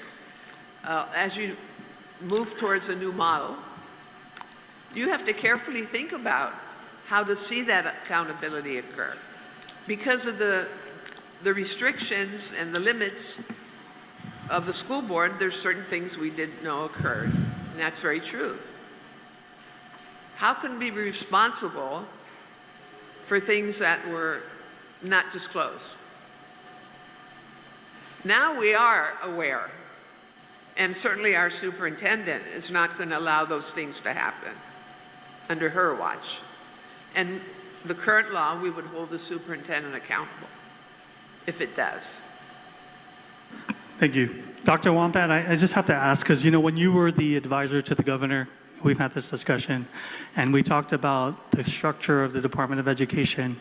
I know today your testimony, you had your points in regards to why you don't necessarily support the bill, I'm assuming, to form, but when really this even thought of me considering the structure or governance of the Department of Education, you were the first person who told me we need to give the Department of Education back to the governor. Today, that position has changed. If you could elaborate so that I understand and on the record. No, I did not say that at the end. I just said that all departments and agencies fall under the executive branch. And the legislative, you have your own purview, and so does the judiciary. And I was in the legislature at the time when that conversation actually happened very early on in my term. And when the request was made to then Congressman Robert Underwood to amend the Organic Act to take then, because there are only 2 sections in the Organic Act where it says the governor is in charge of health, the governor is in charge of education. that portion was changed. That section was amended to say that rather than governor, it turned to government. But it never took the governor out because DOE has always been under the executive branch. It may not, in this particular case now, appoint the superintendent as previous governors have done in the past. So that's basically the only thing. If there's anyone who have more say-so, will be the legislature, because you have the power of the purse. You can decide whether, if you don't like what's going on, you reduce their budget. If you like the superintendent or the director, you may want to provide more funding. It's all political. But that hasn't changed. I'll never forget, and this is my Republican friend, former Speaker Tony Mpinko. He would always remind me of the actions that we took at the time about setting up the board to have them elected. And he said the buck stops with the governor, and it truly does. And at the time we didn't see it until we saw what was happening. And to this very day, yes, the buck stops with the governor. If you may or decide to not give the Department of Education the funds that it's requesting for, and when we say it stops with the governor, because the governor has the power then with a certain percentage that you give the governor to transfer money into the Department of Education or any other department, and to also take money away. Hence, he's correct. Speaker Mpinko is correct when he said that the buck stops with the governor. And ultimately, yes, the governor is in charge of the executive branch and all departments and agencies, and we are an instrumentality of the executive branch. So would you support a proposal to give the Department of Education back to the governor? I have no objections to turning over, the Department of Education to the governor. I've never said that that I objected to it, and I spoke with you, and that was the position the governor had, and asked me, yes, to speak with you about it, because 18 schools were closed. And she could very well just say, no, the legislature should just appropriate the money and support the Department of Education, but she stepped up. And she called all her department and agency heads. She even appealed to the autonomous agencies, and they didn't have to do this, but they did, because we all felt, the entire government felt, that we are responsible for all of the children. And that's why everyone stepped up, including the legislature. So that part has not changed. Thank you. Thank you, Dr. Wampat. I'll go ahead and open up the panel. I'll open up the questions to my colleagues. Senator Sean Gumachata. Yes, thank you, Mr. Chair, and thank you to the panel for being with us this afternoon. I just wanted to say just a couple things before I jump on my questions, that I appreciate the reference earlier from former Senator Guthertz about the PUC and CCU, as well as Dr. McNich's reference to Chapter 17, which gets me to my question, is in Chapter 17 GCA, Section 31109. It grants the Guam Community College and the GCC Board with the powers necessary and convenient to carry out and perform the purposes and provisions that are outlined in GCC statute. 17 GCA, Section 16104.1 establishes that the University of Guam's Board of Regents shall have general supervision over the university and the control and direction of all funds of and appropriated to the university, subject to such restrictions as may be prescribed by law. Additionally, the board shall set the policies governing the duties, conditions of employment, compensation, salary of all employees of the university. Now, recognizing that there have been repeated discussions in our community questioning whether the Guam Education Board should be a governing or policy or advisory body, does the section of law, 17 GCA, Section 3102.1, which prohibits the board from interfering or micromanaging GDOE affairs, make it unnecessarily difficult for the board to ensure general supervision over GDOE, and so that members can be held accountable for the state of public education in Guam? Does anybody want to comment? You can, please. I have said that, and I've mentioned it to Senator Borja so that we are restricted. And even the questions you were just asking, how come we didn't do anything? How come you didn't know? Because we didn't have the power to go into the organization to look at these things. You know, honestly, there are restrictions on what we can and cannot do because of that provision in the law. Now, if you really want to do something different, you might want to look at the Department of Education at the same way you look at higher education. Give it that autonomy, give it control over procurement, which is one of the biggest issues that we have in the Guam Department of Education. It slows everything down. Give it a board that has power to ensure compliance. Give the board members a longer term. I suggested 6 years, so that they can act and not feel that they are limited in their authority. The PUC model works so well. The CCU model works well. This model doesn't work well, and I think part of the problem, and with due respect to the senators, and I've been among you in the past, the senators still want to control a lot of DOE. Maybe it's because of not being comfortable with the way it operated in the past or the finances or whatever, but we got to get beyond that. You have to empower the board. You have to give them the autonomy it needs.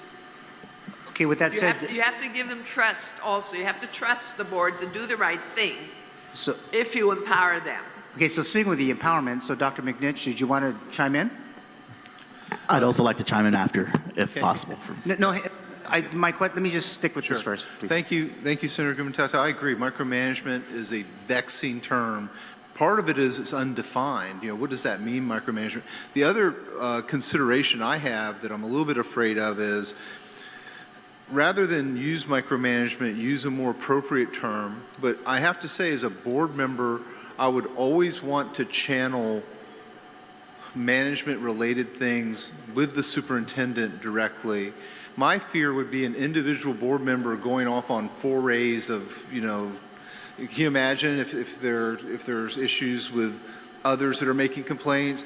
I think if board members are going to get involved more directly, they can't do it alone. They've got to do it where somebody else is with them to temper their behavior, so to speak. Okay. To keep them going. So with that said, during a November 4th, 2025 public hearing on a different but related bill, which proposes to extend the terms of both the elected and appointed board members, I referenced the committee's findings and recommendations for the measure that led to Public Law 30-183, which established the current Guam Education Board. Now, the Education Committee of the 30th Guam Legislature wrote that it intended to provide for a policy decision based on the proven success and accountability of the respective educational boards of the University of Guam and the Guam Community College. At that time, I remember that very vividly. I was serving as the Deputy Chief of Staff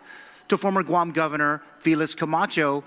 Dr. Guthridge, you were as a member of that 30th Guam Legislature, and the lady next to you was serving as the Speaker of the 30th Guam Legislature. So I wanted to ask, based on that, this bill gives the governor 4 appointments and the Speaker 2, with all but 6 serving at the pleasure of their appointing authority and removable without cause.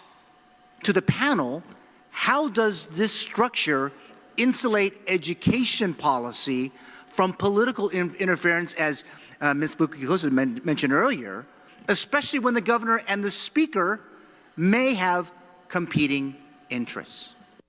So let's go. Let me go to this side. Maybe. So as I mentioned earlier, in first reading the proposal, oh my God, appointed by Guadalupe and here. And again, it's nothing against the governor, whoever's serving, nothing against senators, whoever are holding the positions. But that just puts politics right back into the department and how it's run.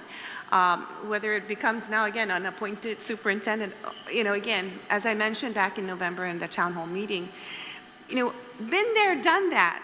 We've had directors, and I'll call them directors at the time, that really had no experience in the education field. And again, I say that too about the members of the board. I'm willing to support it because it gives some guidance as to where these individuals should come from or what they represent. And I respect the others' opinions on, we're kind of narrowing down.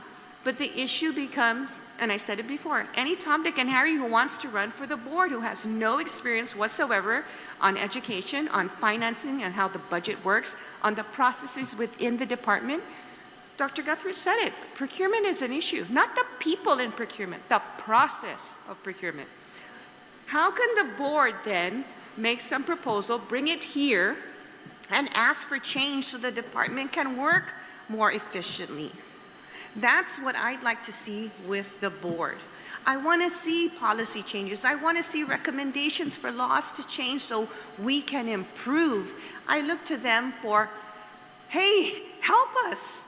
And I say us, even though I've been retired for 2 years. I see that my colleagues continue to suffer because no real changes are coming forward. Great resolutions, but what does that really do for changing law? We need to buddy with you. Hey, if it means, okay, the speakers, representative's going to be in there, does that mean we're going to get more ear here? More support here in the legislature? I don't know.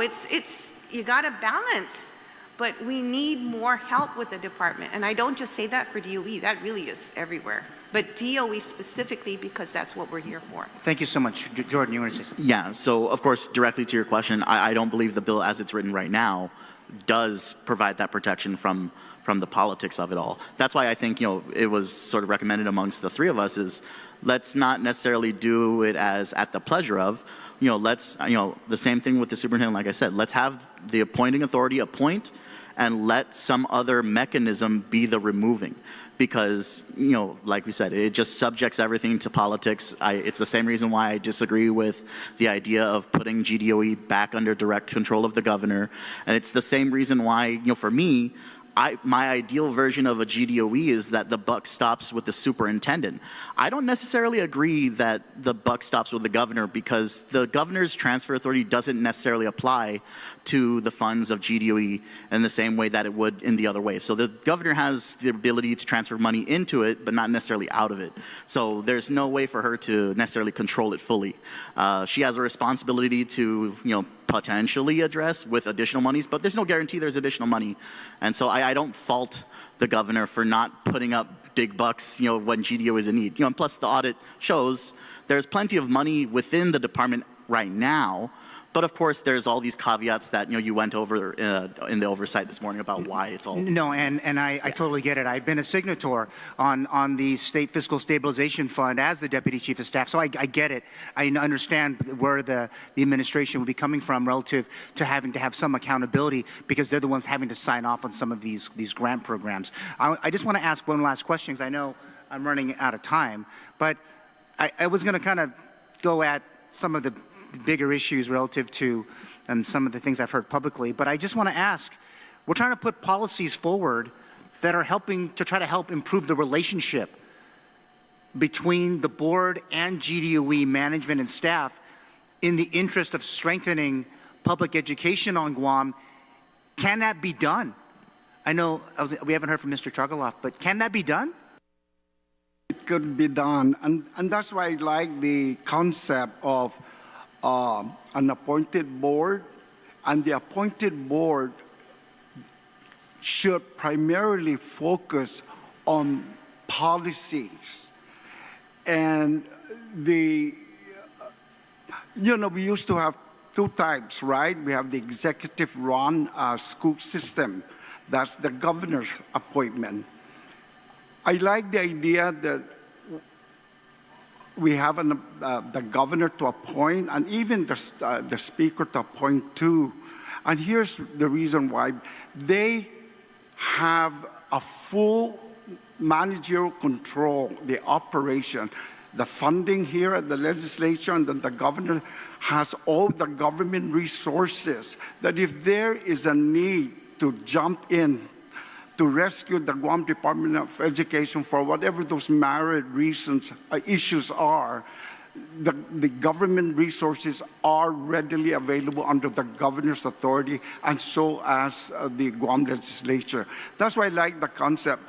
The board really primary responsibility is to create policies, and that the operation should really be the management of both the legislature and the governor. And with that said, removing elections means the public can no longer directly vote out underperforming board members. How does this bill ensure accountability to parents, students, and taxpayers in the absence of electoral accountability? And I think that's all I have in time. If anyone wants to address that.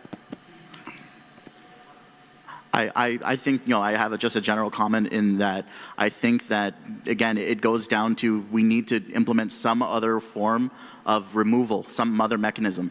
Of course, like you said, you can't have just an appointment and then, oh, the governor likes their appointee. So, of course, they're not going to say, oh, I'm removing you from the board, even if they're not performing.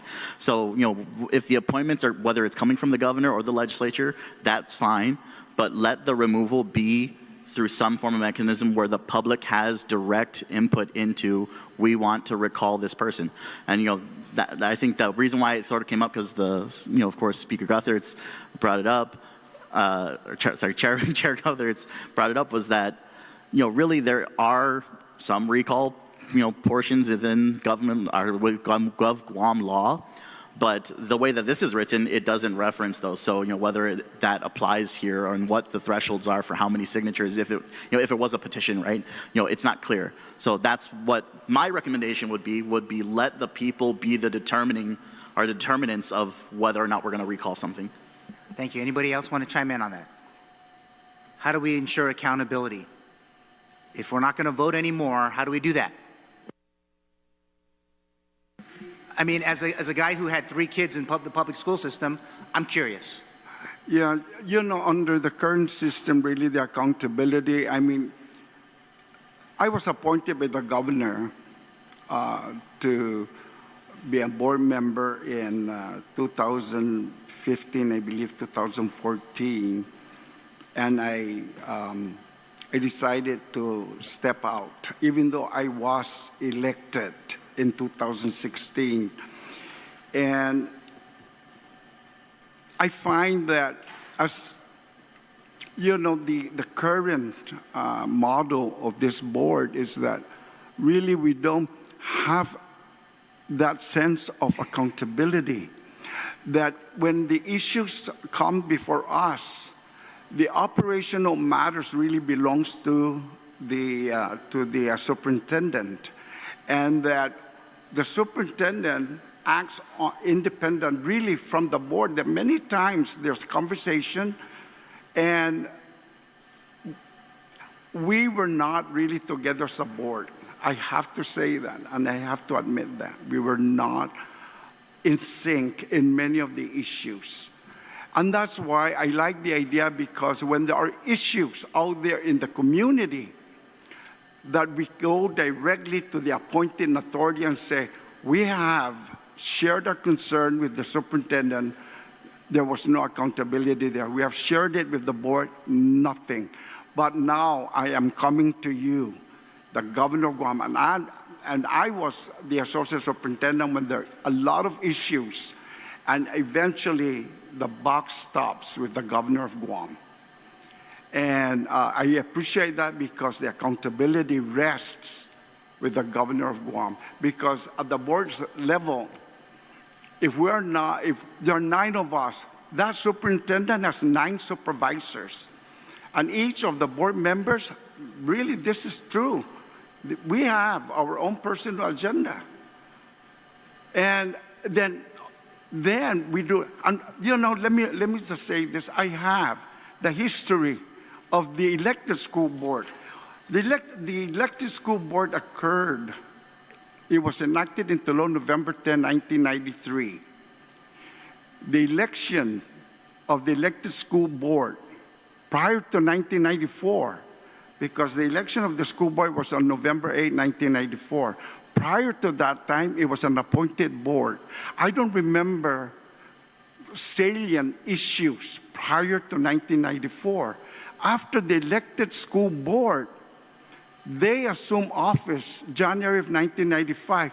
On November 13, 1995, the issues that we are faced with right now are repeated issues since November 13, 1993. And let me just list what are some of the issues. About 300 employees, including parents and students, teachers and community members. We call it the March to Adelope. I participated in that march. The grievances include micromanaging and abuse of power by the board. This is the elected board now.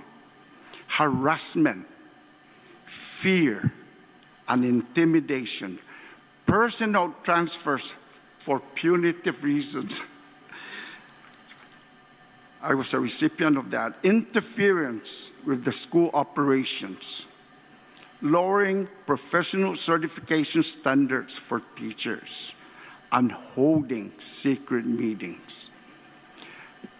We have existed, the elected school board has existed for 32 years. And let me say this, that yes, you're right.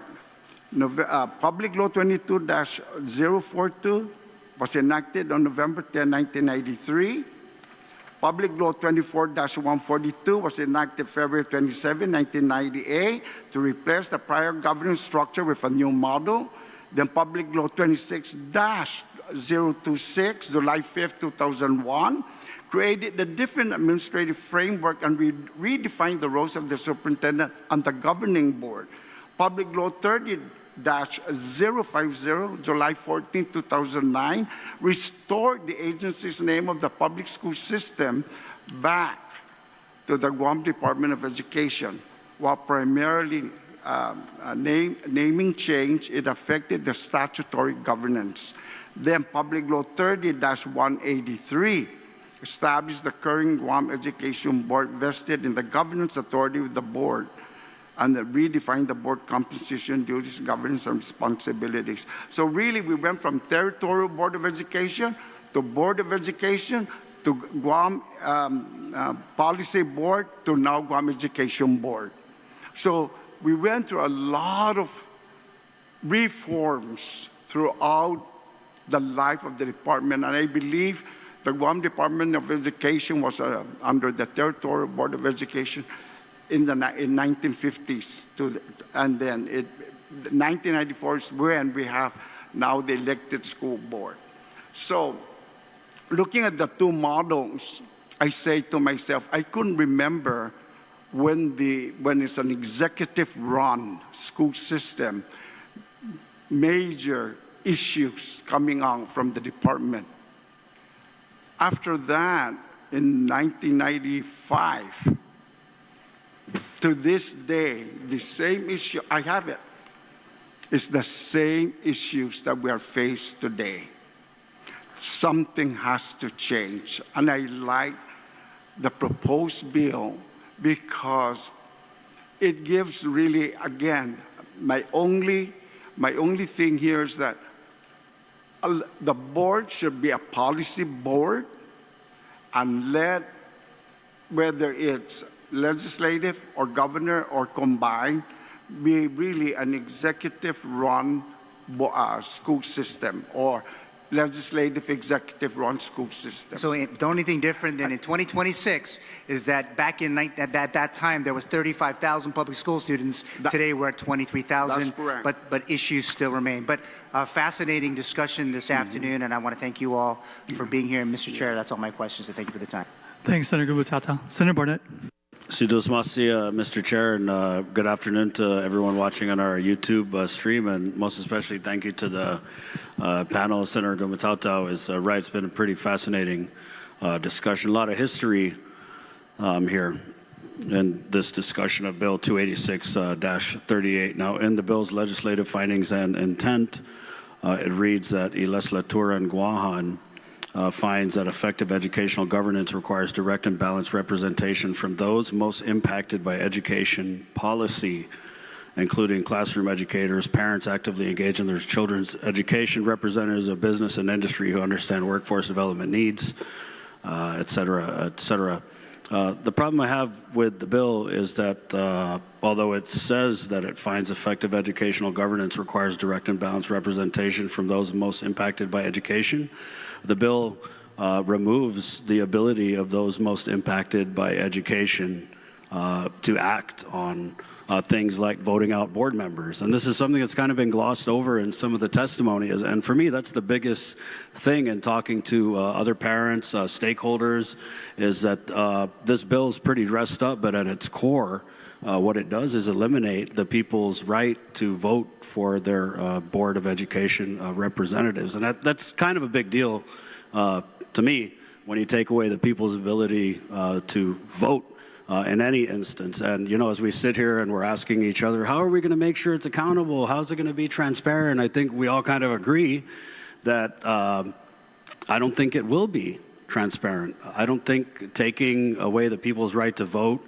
and giving it over to the politicians to run the Guam Department of Education, it just doesn't seem like the right move to me. And I've attended just about every town hall. Those that I didn't make it to, I was sure to watch.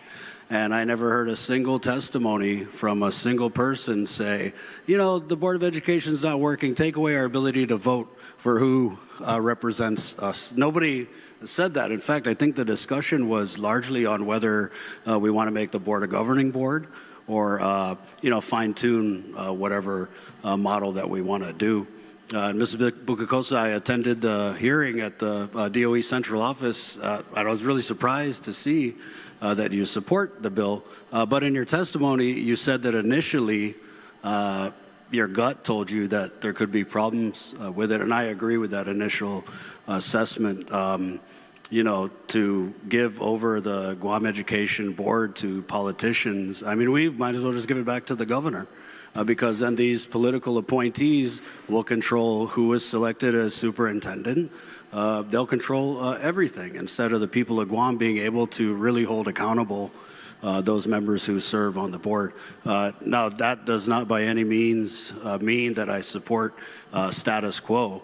I think, you know, one of the first things that the legislature should do is really provide more consistent oversight.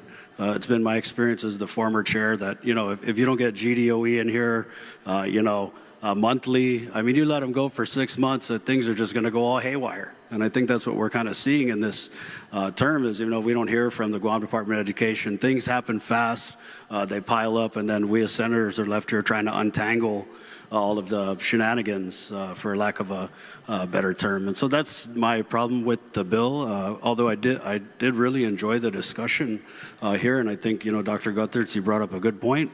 How far we went to get to where we're at today. We lobbied the Congress of the United States of America to change our Organic Act to give our people the ability to vote for their Board of Education members. And I'm just not sure the conditions of the department, as complicated as they are, I don't think that warrants that we need to go backwards and give politicians even more power over our public school system. And I think, you know, as we sit here and we contemplate the bill and we try and we're jumping through a lot of hoops trying to figure out how do we get rid of these political appointees, I think, you know, that's a big sign that the bill is very problematic. And I would agree with the superintendent that it should be withdrawn. And I think we've had such a great discussion here. It'd be really good to have a roundtable where we invite more stakeholders, because I don't think we should make this big of a change without significant public input, especially if the public input we've already received did not ask for this. I didn't hear a single testimony from a single person saying, take away my ability to vote for the people who are going to represent my children in the public school system. And I am a public school parent. So those are just kind of my concerns. I don't really have any questions. I really enjoyed the testimony and the perspective. And again, I thank the chair for the opportunity to comment on the bill. Sido Smasi. May I make a comment?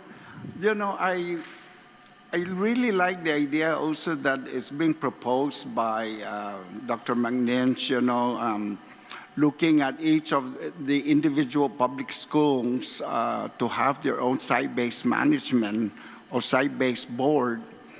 And we still have the state board, Guam Board of Education, to focus on curriculum issues, and then the state board, the school site-based management board will take care of the operations, working closely with the respective school principal. That's another model that probably something for us to ponder. I like that. Thank you, Mr. Chargala, for that input. I don't know if I necessarily agree with 19 different boards across the schools, but I do agree with the site-based management, and this is something that senators had previously tried to implement at the Guam Department of Education, but at the time, if I remember correctly, it was opposed by the then superintendent.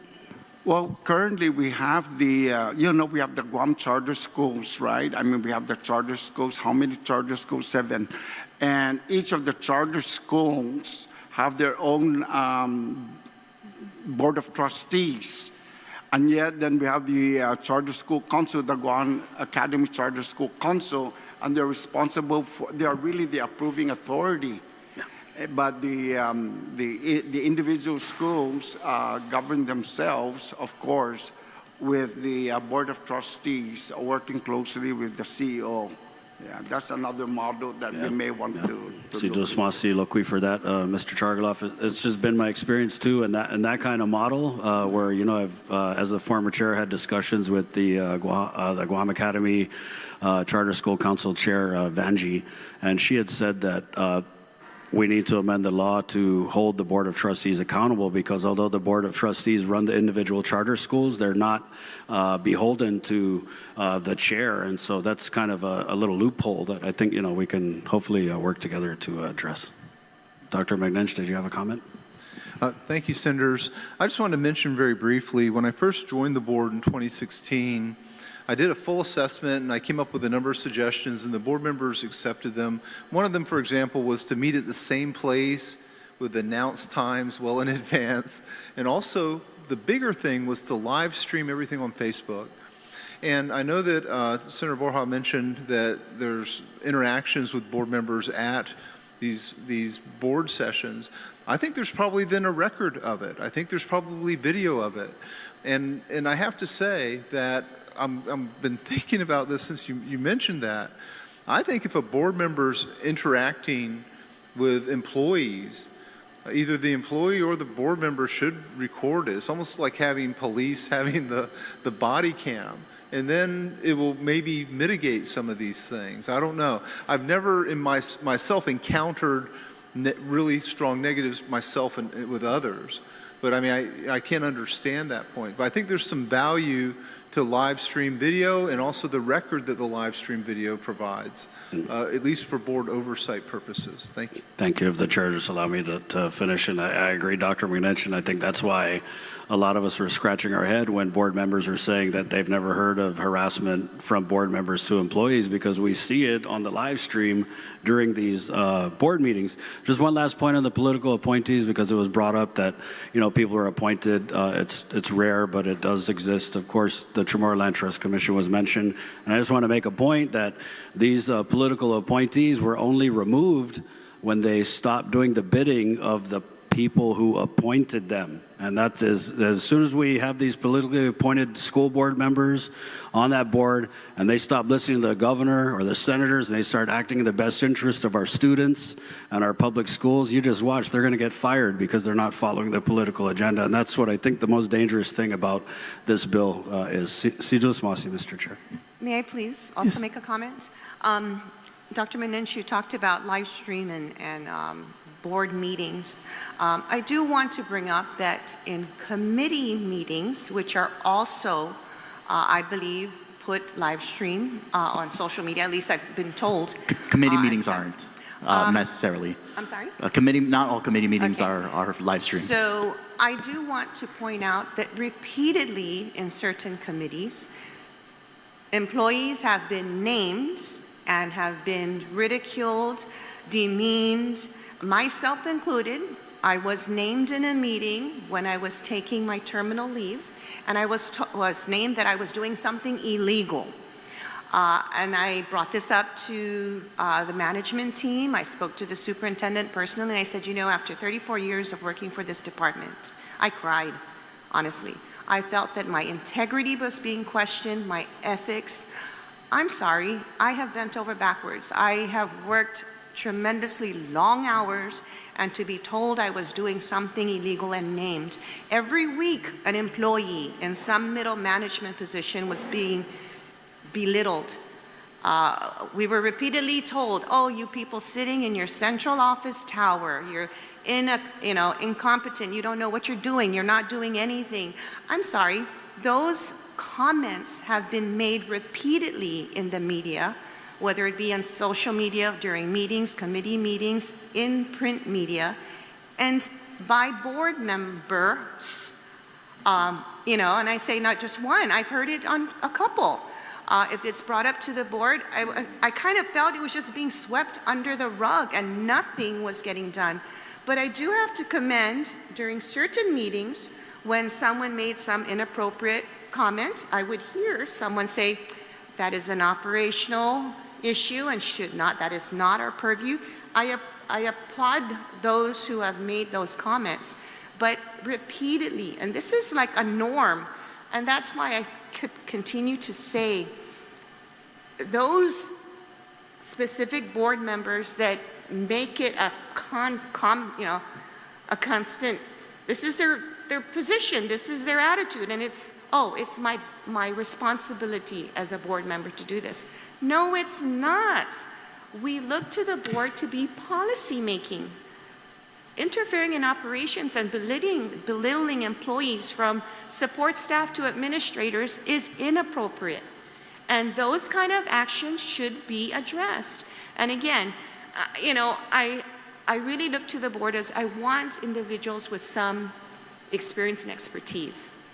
And that's why I like that part of it. Dispensa, and that part I agree. And, that's why I'm not sure if we need to change the whole model. Maybe we need to make the qualifications, a little more stringent. Dispensa, Mr. Chair. Sidos Masi. Go ahead, Dr. McNinch. Thank you, Senators. Madam, what is your name? Doris Bukikosa. I retired from the Department of Education. Thank you, Ms. Doris. I have to say, as a board member, I apologize you're treated that way.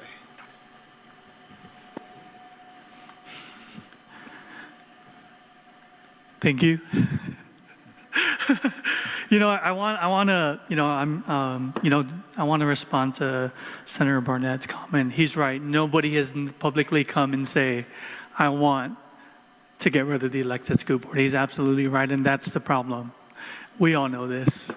Most of us do, at least, is that nobody will ever come, at least. And I've, even when this bill was put together,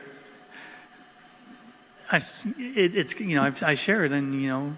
Chargaloff, we've had conversations on, I'm responding to the ask, but we need people to speak up. Thank you, Ms. Bokugosa.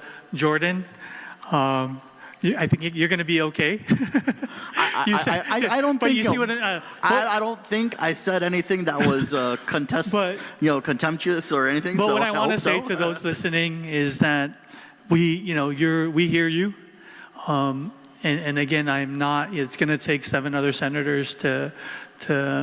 But I want to continue to encourage the employees. I mean, really, Dr. Wampat, you've committed, Dr. Guthridge, you guys have committed to listen, Dr. McNinch, to listen to these employees. They need to be heard, because believe me, I mean, we will respond as senators. That's our duty as elected officials.